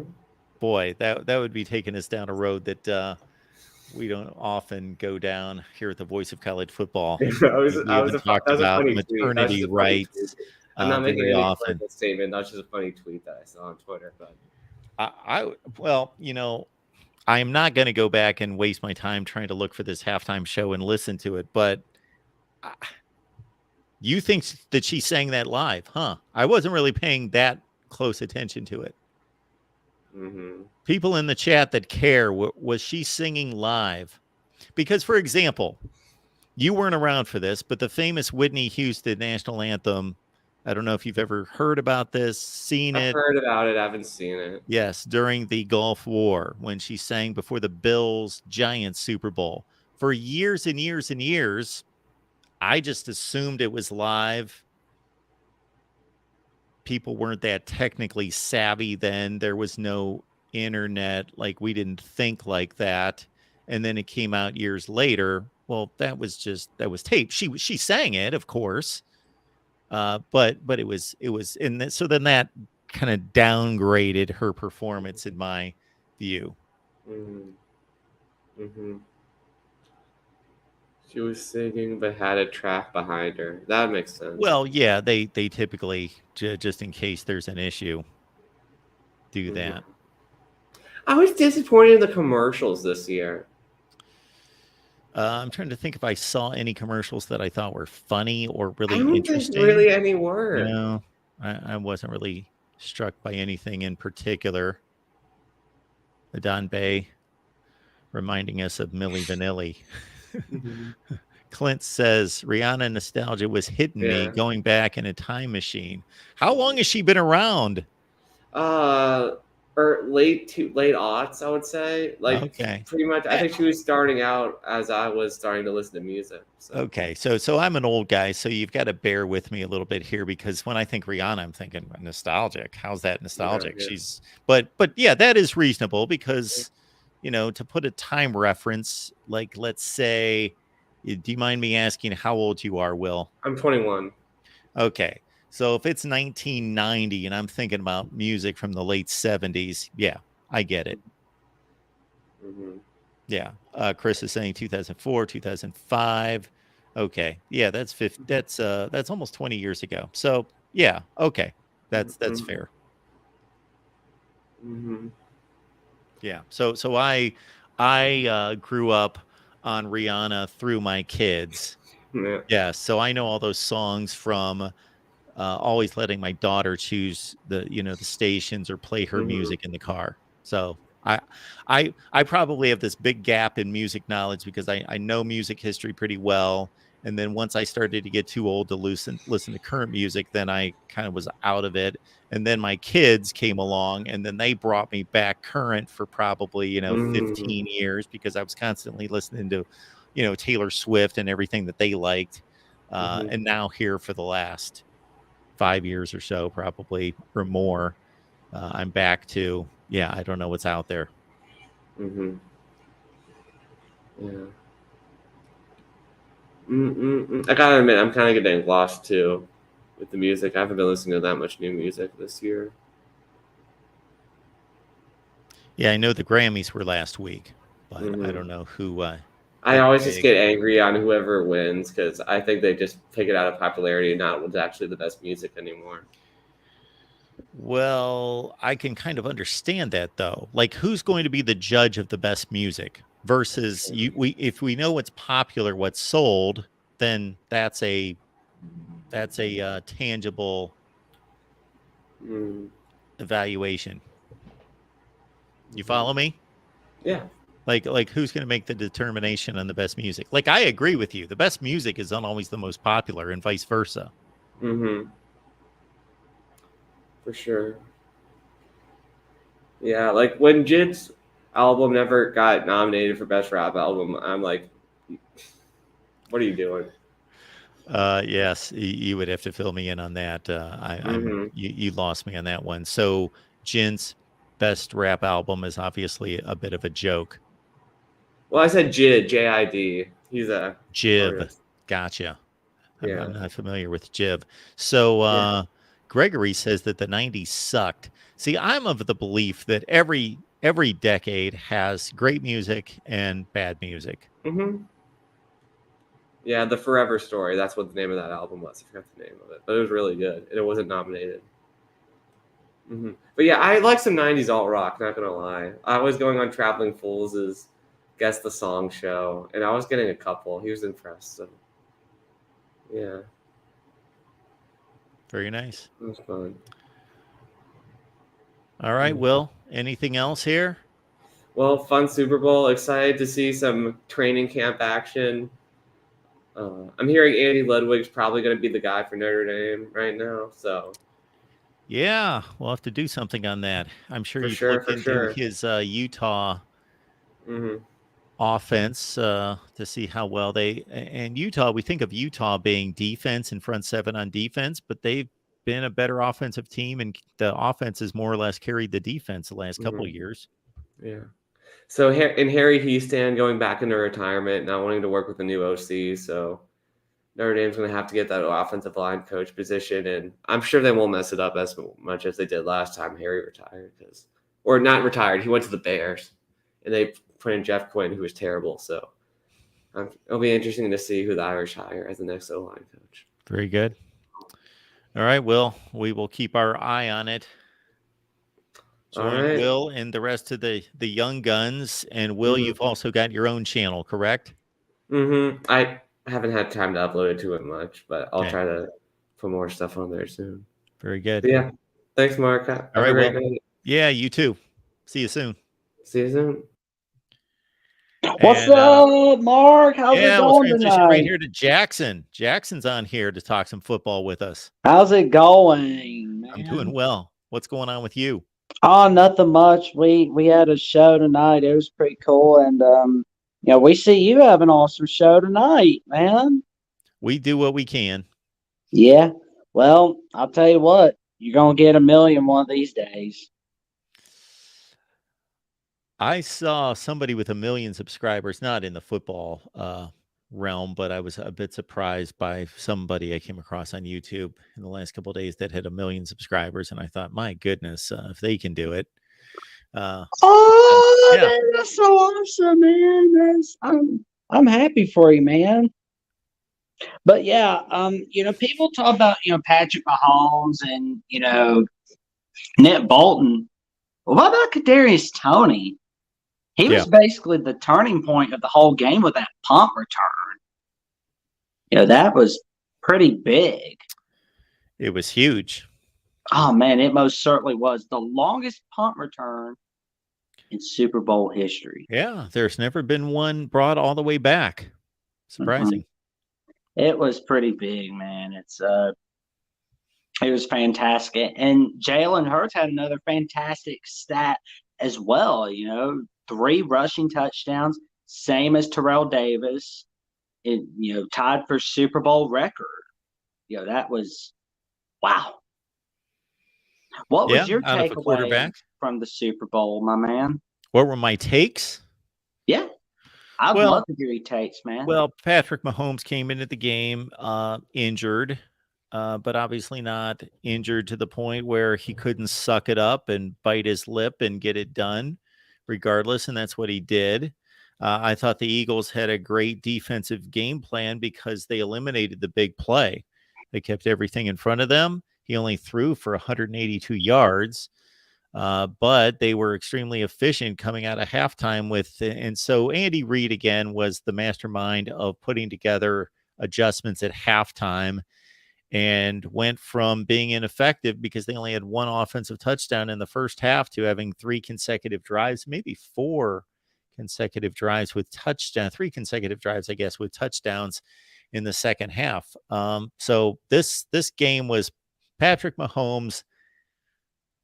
I don't want to say he wasn't at his best, but he was limited physically, and he was mostly limited by the Eagles' great pass rush. And that was the other thing. I think that the Eagles did a great job of keeping everything in front of them, but they also had the most successful pass rush in the NFL this year. And I think the Chiefs knew that they weren't going to have long developing plays in this game. So they figured out a way to make it work with Pacheco running the ball. Kelsey in the second half was obviously the main target, and Mahomes did his thing, and they're championship players. They've been through this. They didn't get shaken by a 10-point deficit, and their defense played a good second half as well. Oh, for sure. How long do you think Andy Reid has left in his coaching career? And do you think Eric Bieniemy is the head coach in waiting for the Chiefs? Because all these reports saying, Eric Bieniemy is a candidate to be an offensive coordinator. He's too good to be the Nets offensive coordinator elsewhere. Yes. He's awesome enough to be the Nets head coach elsewhere. Yeah, if you are the offensive coordinator for the Kansas City Chiefs and you're winning Super Bowls and going to 3 Super Bowls in 4 years, where else are you going to go? And we know Eric Bieniemy wants to be a head coach. I believe that's the case. It's one thing. Some guys are just, like Lane Kiffin's dad, Monty Kiffin. He was just a defensive coordinator. That's all he wanted to do. Don't want to be a head coach. Just want to be, 40 years in the NFL being a defensive coordinator. But that's not the case here. Eric Bieniemy should be on the short list for anybody who's looking for a head coach. Absolutely. Now, in terms of Andy Reid, not to pick on Andy Reid because I say this in all in terms of caring for his condition, but Andy Reid is a large individual who needs to take care of himself. So when you ask about his age and how long he can do this, I think about his health. Right. So he's obviously functioning extremely well at this point, but I would guess he's in his early 60s. Yeah, he's 64 years old, and his birthday was in March 19th. So he'll be 65 later this year. But yeah, it's if you want a successful assistant coach that will always win, go to the Andy Reid coaching tree or go to the Sean McVay or basically the Kyle Shanahan coaching tree. Don't go to the Bill Belichick coaching tree, which I just don't get why NFL teams haven't looked at Bieniemy as the Nets head coach. But, for them, they're missing out. Yeah, I can't really understand that myself. I don't know if he's not performed in interviews. I don't know what the deal is. I don't know what they're looking for. But he seems to be the first name out of everybody's mouths, but he's not being selected. For sure. I think maybe he's the head coach in waiting for Kansas City, but they're not really making it public yet. Well, that could be your answer right there then, if that's the case. If Andy Reid says, hey, I want to do this for 3 years, and then it's yours. Yeah, that could be it right there. Or it's like, 2023, 2024. Yep. Bam. You're the new man now. Here's the keys. Yeah, but yeah, that could be it. It's going to be fun to see. It's going to be fun to go over these way too early predictions and college football and NFL, man. I mean, I'm probably going to stay up late, just thinking about who I'm going to have winning in the NFL, winning in college for sure. All right. So, well, thank you for having me on, Mark. And, You have a good night, sleep well, and talk to you again soon. Stay safe, stay warm, and I'm glad your internet is working. Yes, that's kind of key to this business. Jackson, appreciate you being here, man. Call back anytime. Thank you for having me on. It's our guy Jackson Johnson over there on the Young Guns. Check them out. They do a ton of live streams. Check them out right there. We would also like you to check out our Amazon link. We provide that in the description section of all the videos, the Amazon link. And see, you got to understand, in my position here, doing what we do here at the Voice of College Football, that I just think this could be the easiest thing in the world to build revenue to the channel. You got the Amazon link. You guys can use it. You already shop on Amazon. And yes, I know that there are some of you out there thinking, I never shop on Amazon. I understand some people never shop on Amazon, but like half of America shops on Amazon every month. That statistic still just blows me away. Half of America every month. So you grab the link, you use the link, and you're not sending, if you spend $100, let's say, let's understand, you don't have to spend $100, but this is an example. If you spend $100, why send $100 to Amazon? They're worth almost $2 trillion. We're only worth $1.5 trillion here at the Voice of College Football. So why not try to even that out? And we're $500 billion behind Amazon right now. So we're trying to catch them.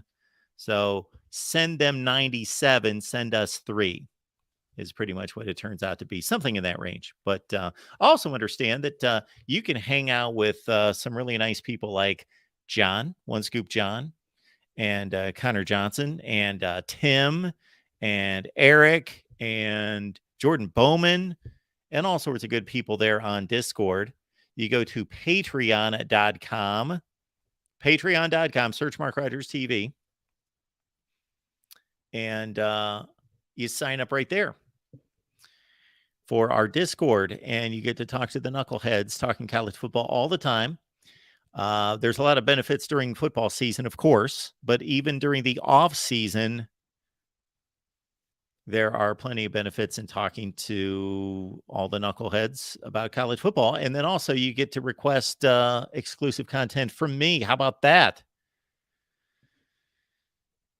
Adonby, how do you use the link to buy things again? So basically all you do once you go in there is, once you use that link, you're in Amazon just like you would be in Amazon using any other link to get into Amazon. It's just like if you typed in Amazon.com, it's the same thing. You just used the link that they give me to credit the Voice of College Football with the purchase. Does that make sense? Well, if you use that link, you're in Amazon. And then you can just shop around at whatever you want. Now, the link that we provided in the community page is our item of the week, and we'll make this the item of this current week. It's golf club covers. I thought, hey, spring's around the corner, or most of us hope that it is. So, yeah, just click on the link. And again, we're going to choose, if I remember to do this. This happens from time to time. I start something like this, and then I've got 87 other things to do and I forget it, but I will do my best to select an item of the week, make that kind of a seasonal item, something that I pick out that I think is interesting. And you don't have to buy that. It's just something to introduce into the conversation. But John has just posted the Amazon link there in the chat. John, thank you so much for doing that. And there's the Amazon link, and put it somewhere where you will remember it. There are so many awesome things that we have planned here at the Voice of College Football. I'm not going to get into it right now, but just, stay right here, lock it in. We've got a lot of good projects awaiting, a lot of things we are working on to improve things greatly, provide additional content, and provide some other perks here at the Voice of College Football. So we got people like John and Tim helping us, and Tony Altamore, and of course, Joey Foster, and I'm forgetting other people, but those 4 are tremendous and helping us out so much. And yes, we will get there, folks. We will get there. Appreciate everybody being here at the Voice of College Football. We've got no one else on the line, but we will be back Monday. I might do a live call-in show at about 6 o'clock, but for sure, USC Live, that's our next live show, USC Live at 11 Eastern, 8 Pacific. And then once again, of course, coming up on Thursday. So it finally hit me this past Thursday that I know that it's difficult that if we go live right at 5 o'clock, and as soon as we go live, I start talking, that it's difficult for all of you to get in on the link, get to the channel, find the link. And again, I don't really understand or know, because I'm never on your side of it, to know what the experience is of trying to find any particular show on the channel. So what we're going to do this Thursday is I'm going to be on for about a half hour prior to 5 p.m. That will allow everyone to get here, and then we'll start the show at 5 p.m. Eastern time. So my apologies if it's been difficult for you to get in here. And usually it takes us like 20, 25 minutes to get ramped up in regards to bringing in a decent crowd. So I'll be on here at 4:30 Eastern on Thursday, and Steve will be here at 5. Again, we will select the topic, and I'm going to throw this out to our Patreon members. They can select the topic this week. We've got a few in our back pocket in terms of the one big topic in college football for Steve and I to debate and discuss. I thought we had a great show and had a lot of great feedback on the show that we had this past Thursday in talking about that deplorable Iowa offense and what they have failed to do in dealing with that offense. Well, we've got another caller coming up here, so we don't want to get off the line here while we still have another caller jumping in here. We got Chris on the line. Chris, how you doing? Good. How are you, Mark? Chris, I'm doing just fine. What's going on? Didn't catch the game. I was sick today, but I guess I'm sorry to hear that. no, it was fine. Sounded like it ended kind of shaky. Where was it? I caught the AFC Championship game where the Chiefs kind of capitalized on a. I don't know. I don't want to really get your. I mean, just wonder what you kind of thought. I mean, Chiefs obviously, I think, deserve to be in the Super Bowl, but I don't want to like change the subject on you, but I know there was that. What was it? Patrick Mahomes. He made a good play, and I'm talking about the AFC Championship. I'm sorry to change the subject here, but all right.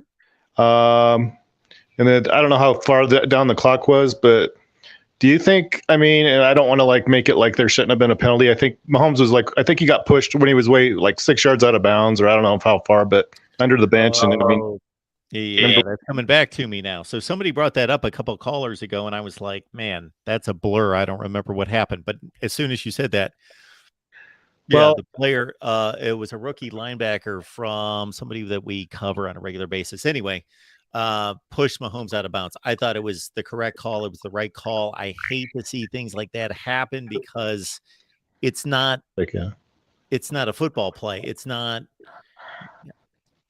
Well, and then it makes it like he's a scapegoat, which is kind of doubly, I mean, he's just trying to make a play and maybe shouldn't have done it. I don't know. I don't mean to change because I didn't see the Super Bowl, so I don't know. I just know what I've been watching your show the whole time, so I kind of know just through what you were talking about, kind of what happened. But was it a controversial holding penalty, or was it? I mean, I'm sorry to have to like ask you. Controversial. So what happened was, it was a tie game at 35, and the Chiefs had the ball. Probably, I don't know where they had the ball at that point. Probably the 35-yard line, somewhere in that range. And there was 2 minutes left on the clock, something in that range. And they threw a ball down the left sideline, and the Eagles cornerback held the Chiefs wide receiver.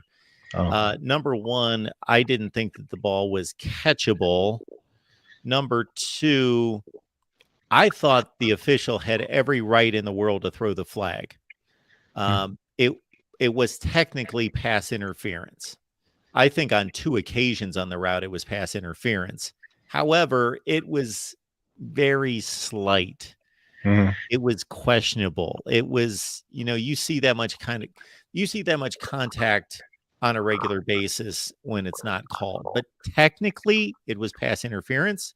The official called it. So what that did was that gave the Chiefs a 1st and goal, and they had a whole new set of downs, and they had enough time on the clock to where they could just snap the ball, and the Eagles had already only had maybe one other timeout, and they could exhaust the clock and just kick the game-winning field goal. Right. But it wasn't controversial in terms of it being a penalty, though, right? Oh, I think it's controversial. I Oh, think that there's tons of people that did not believe that it should be called.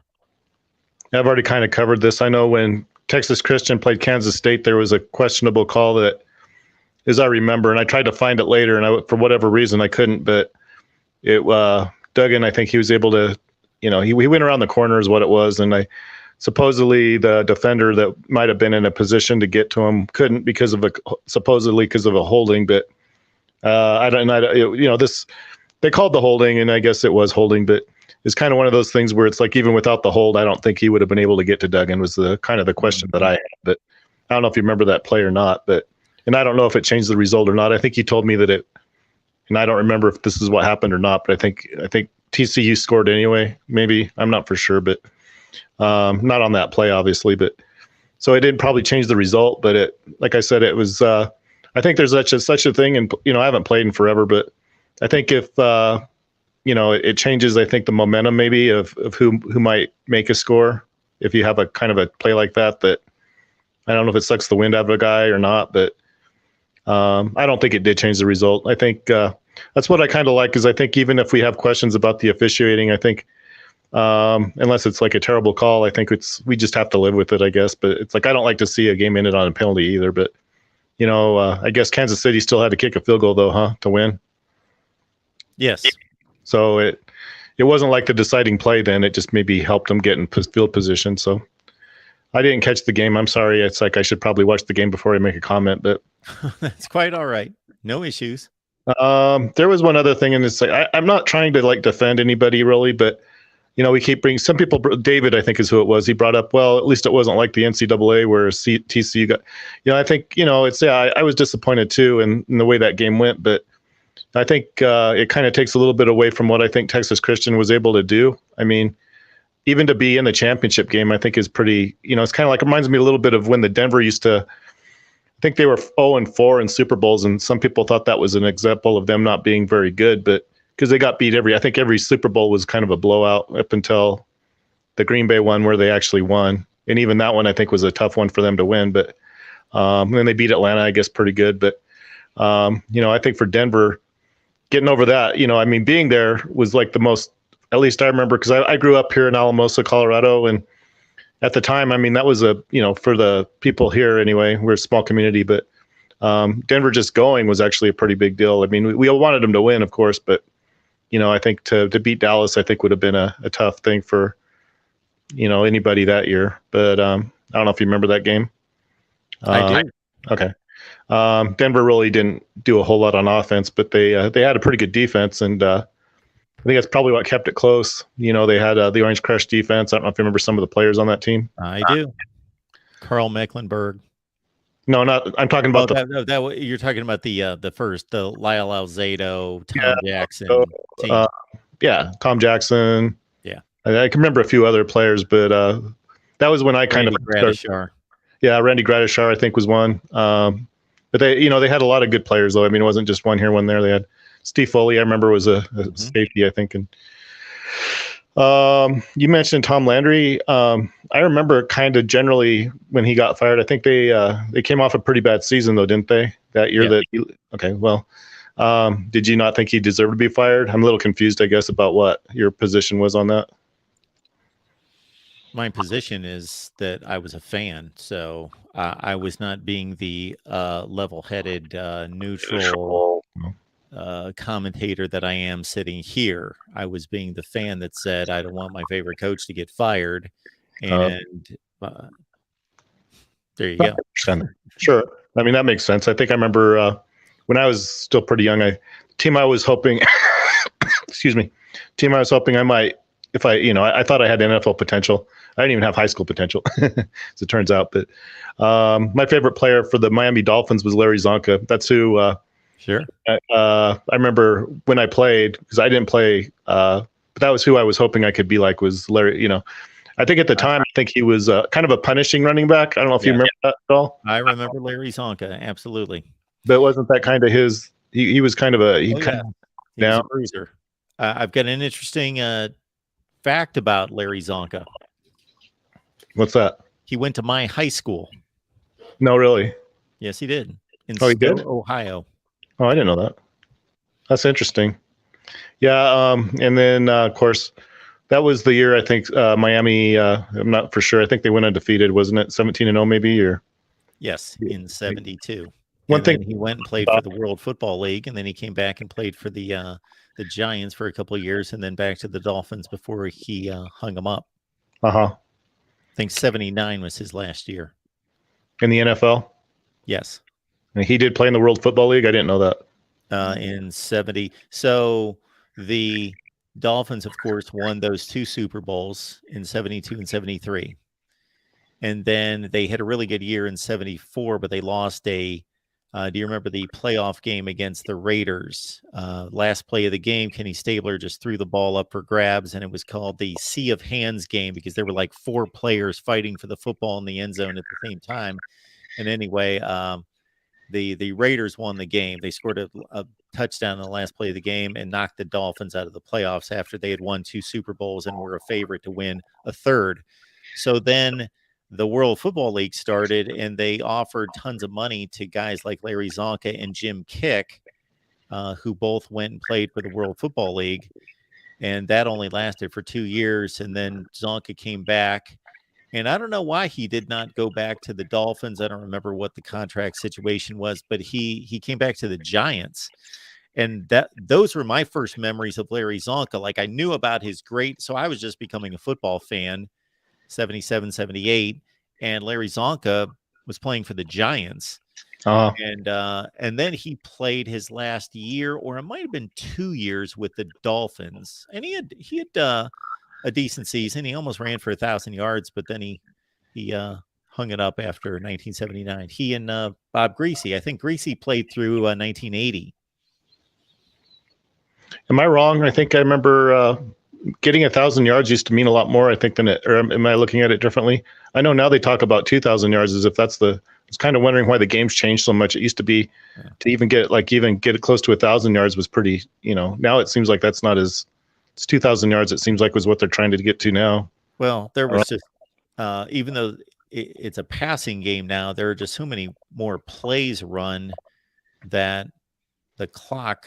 There are just so many more plays for there to be offensive yardage for one thing, and plus they only played 14 games during Zonka's career. I think he would have only played 2 16-game seasons. 1978 was the first 16-game season.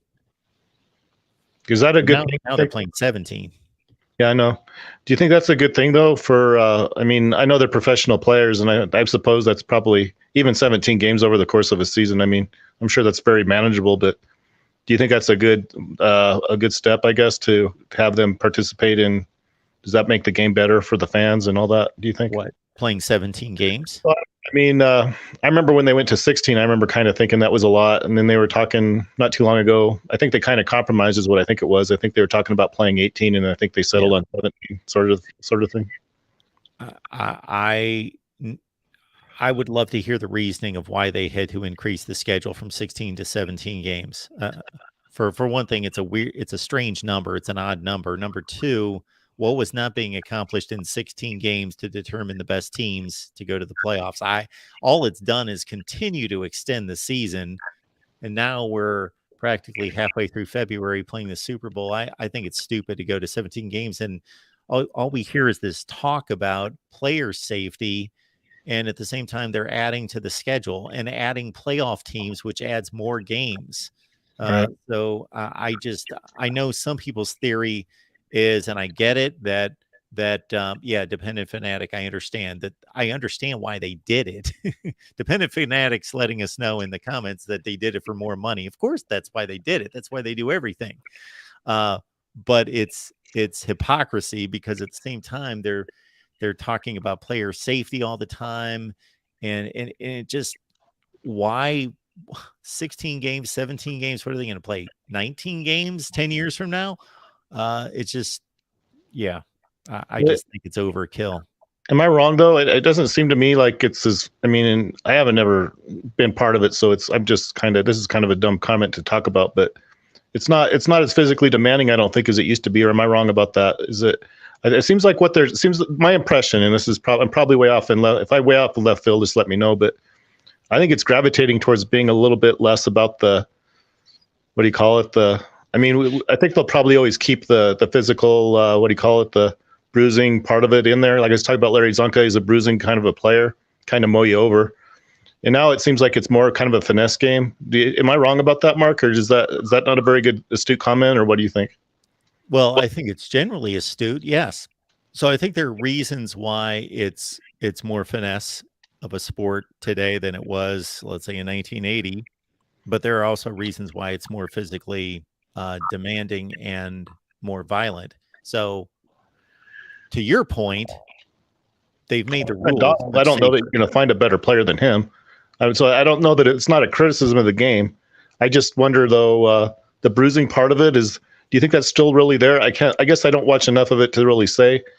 But is it like, I know, for example, when Pittsburgh was at their best, they had the steel curtain, and they seemed to be kind of, you had to pound them over to really kind of beat them, I thought. Yeah. Well, this is what I'm trying to explain. So from my perspective, yes, the rules have become more and more safe. There have been an initiative to make the game safer. So we don't see there are so many type of hits that have been taken out of the game that have been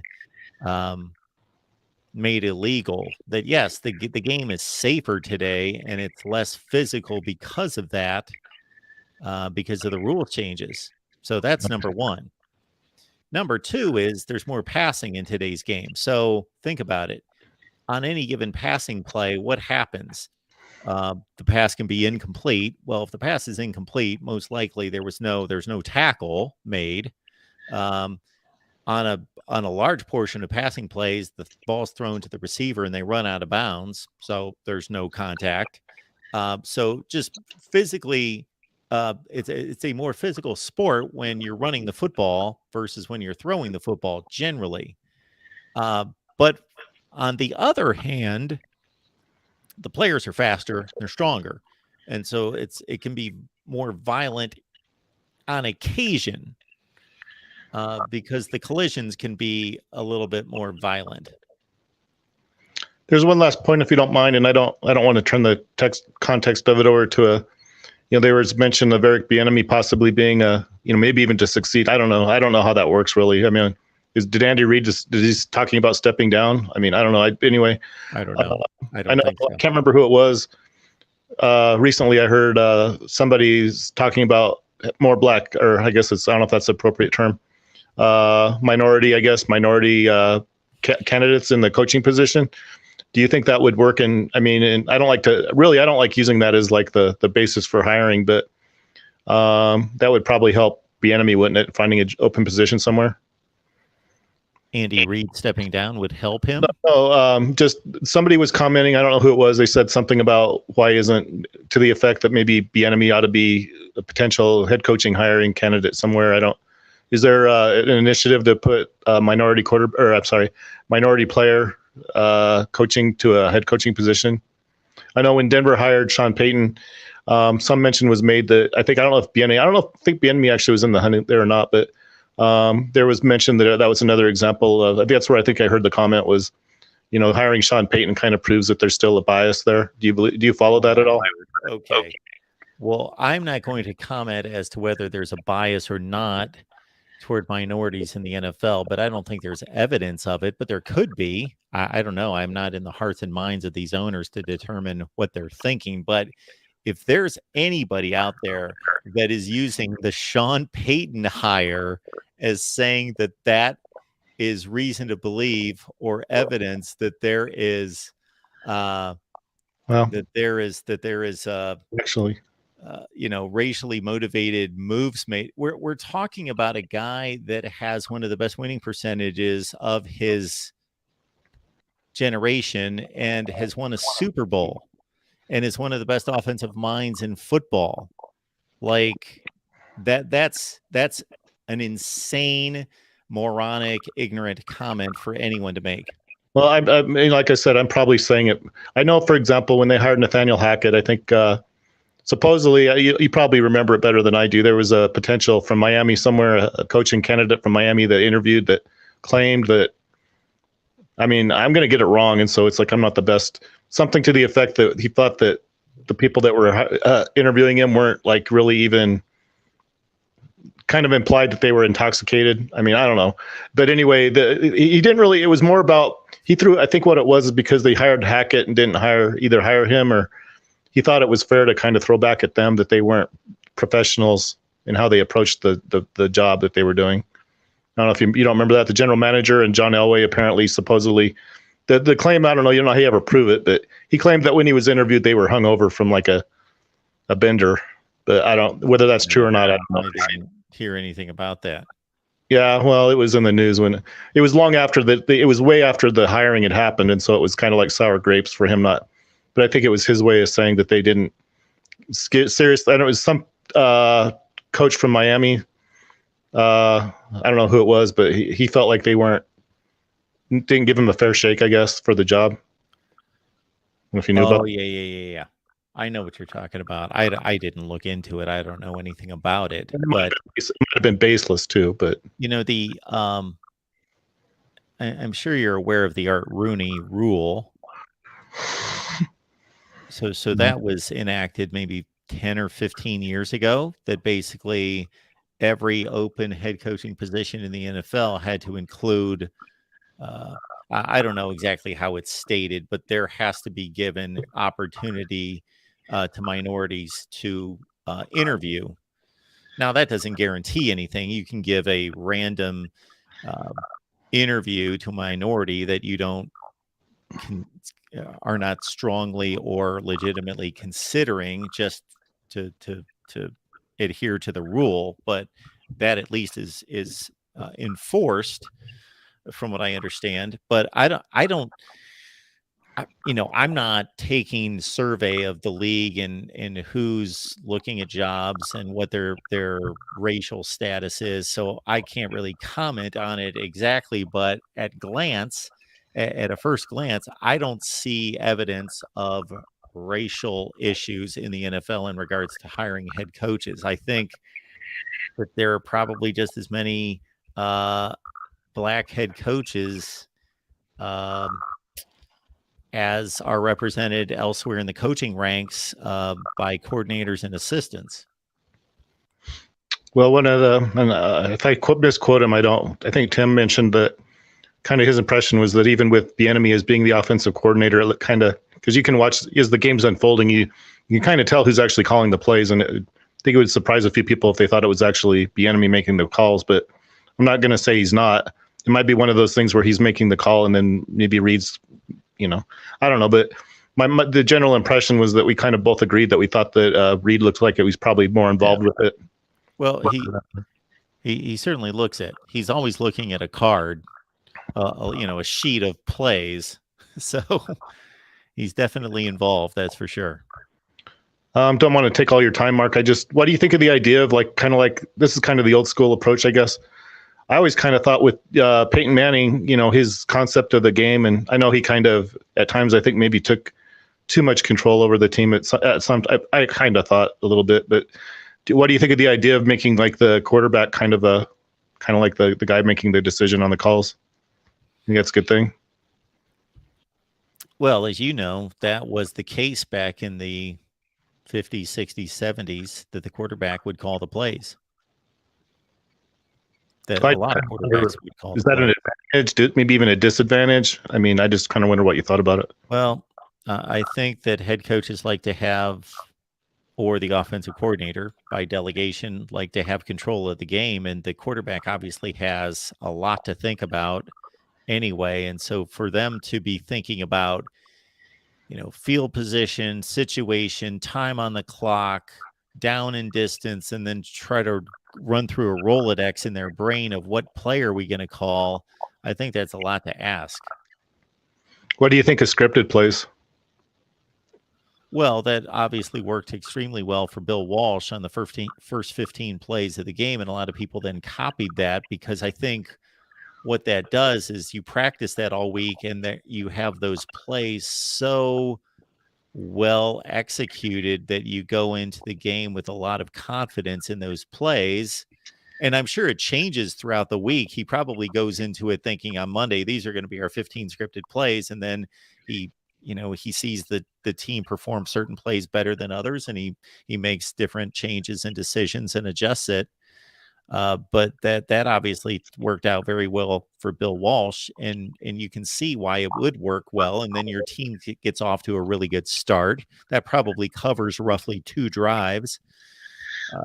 But to script the entire game, Yeah. well, I don't think you can.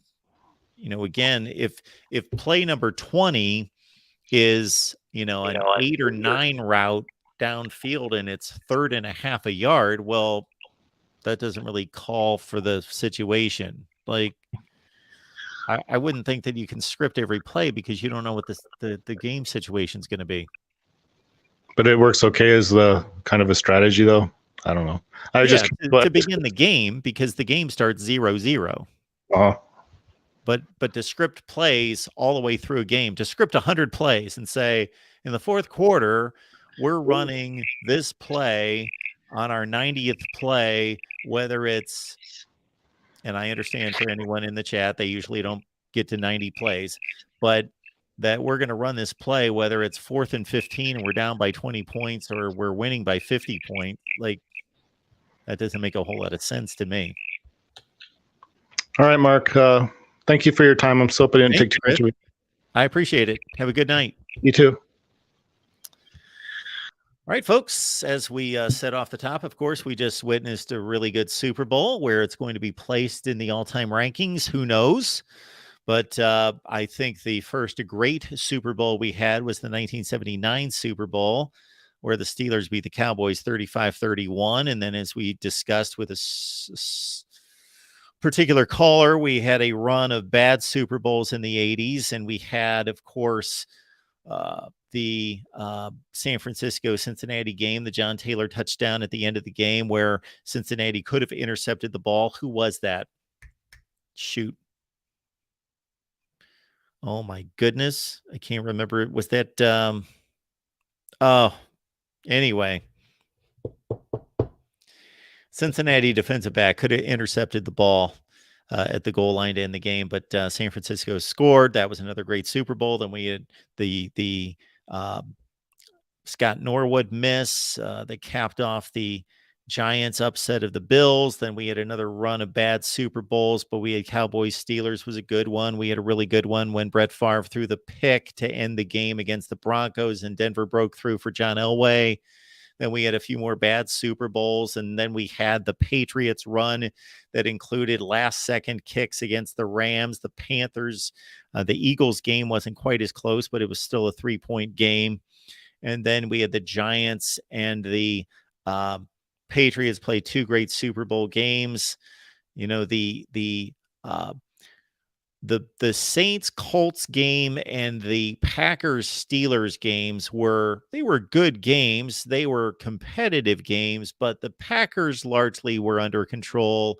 And of course, the Colts owned the first half.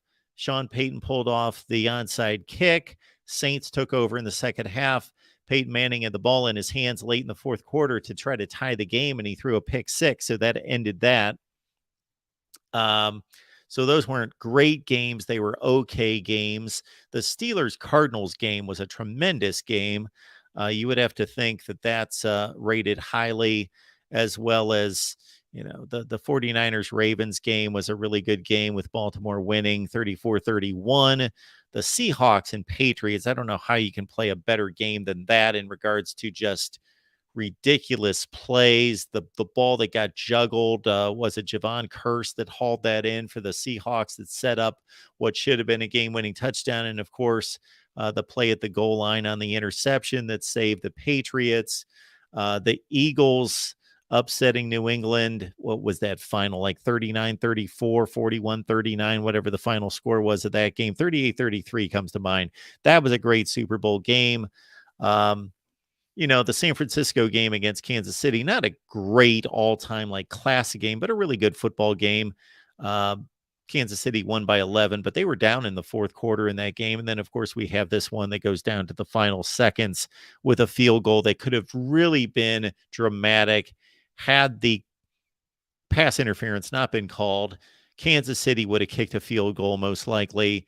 Then we would have had Philadelphia with the ball, most likely with 45, 50 seconds left to try to tie or win the game. It would have been a lot more dramatic. So I'm not going to rank them right here, but certainly that's kind of the thing I do. So don't be surprised if I rank some Super Bowls, a top 10 Super Bowl list. But with 57, that's getting a little difficult to do at this point. We can't, bypass those early Super Bowls, even though many of them were blowouts. But Super Bowl 10 was a good one. Cowboys Steelers, and Super Bowl 5, of course, went down to a last-second field goal, the first one ever to go to a last-second field goal between the Colts and the Cowboys. The only Super Bowl where a defensive player, the first Super Bowl where a defensive player won the MVP, and the only Super Bowl through 57 Super Bowls where a losing player won the MVP. And ironically, as we say that, this particular player was just nominated and announced to go into the Hall of Fame this summer. So you may want to look that one up. Meanwhile, we'll be back here on Monday night with our USC live show at 11 Eastern and 8 Pacific. And keep those notifications on to know when we go live, because we may surprise you. And of course, if there's any breaking news, as there was last week with OU and Texas moving up the date to join the SEC in 2024. So LFG, yes, Jim O'Brien was the kicker who won the 1971 Super Bowl on the last second kick. Chuck Howley is the Cowboys linebacker who is being inducted into the Hall of Fame, who won the MVP of that game.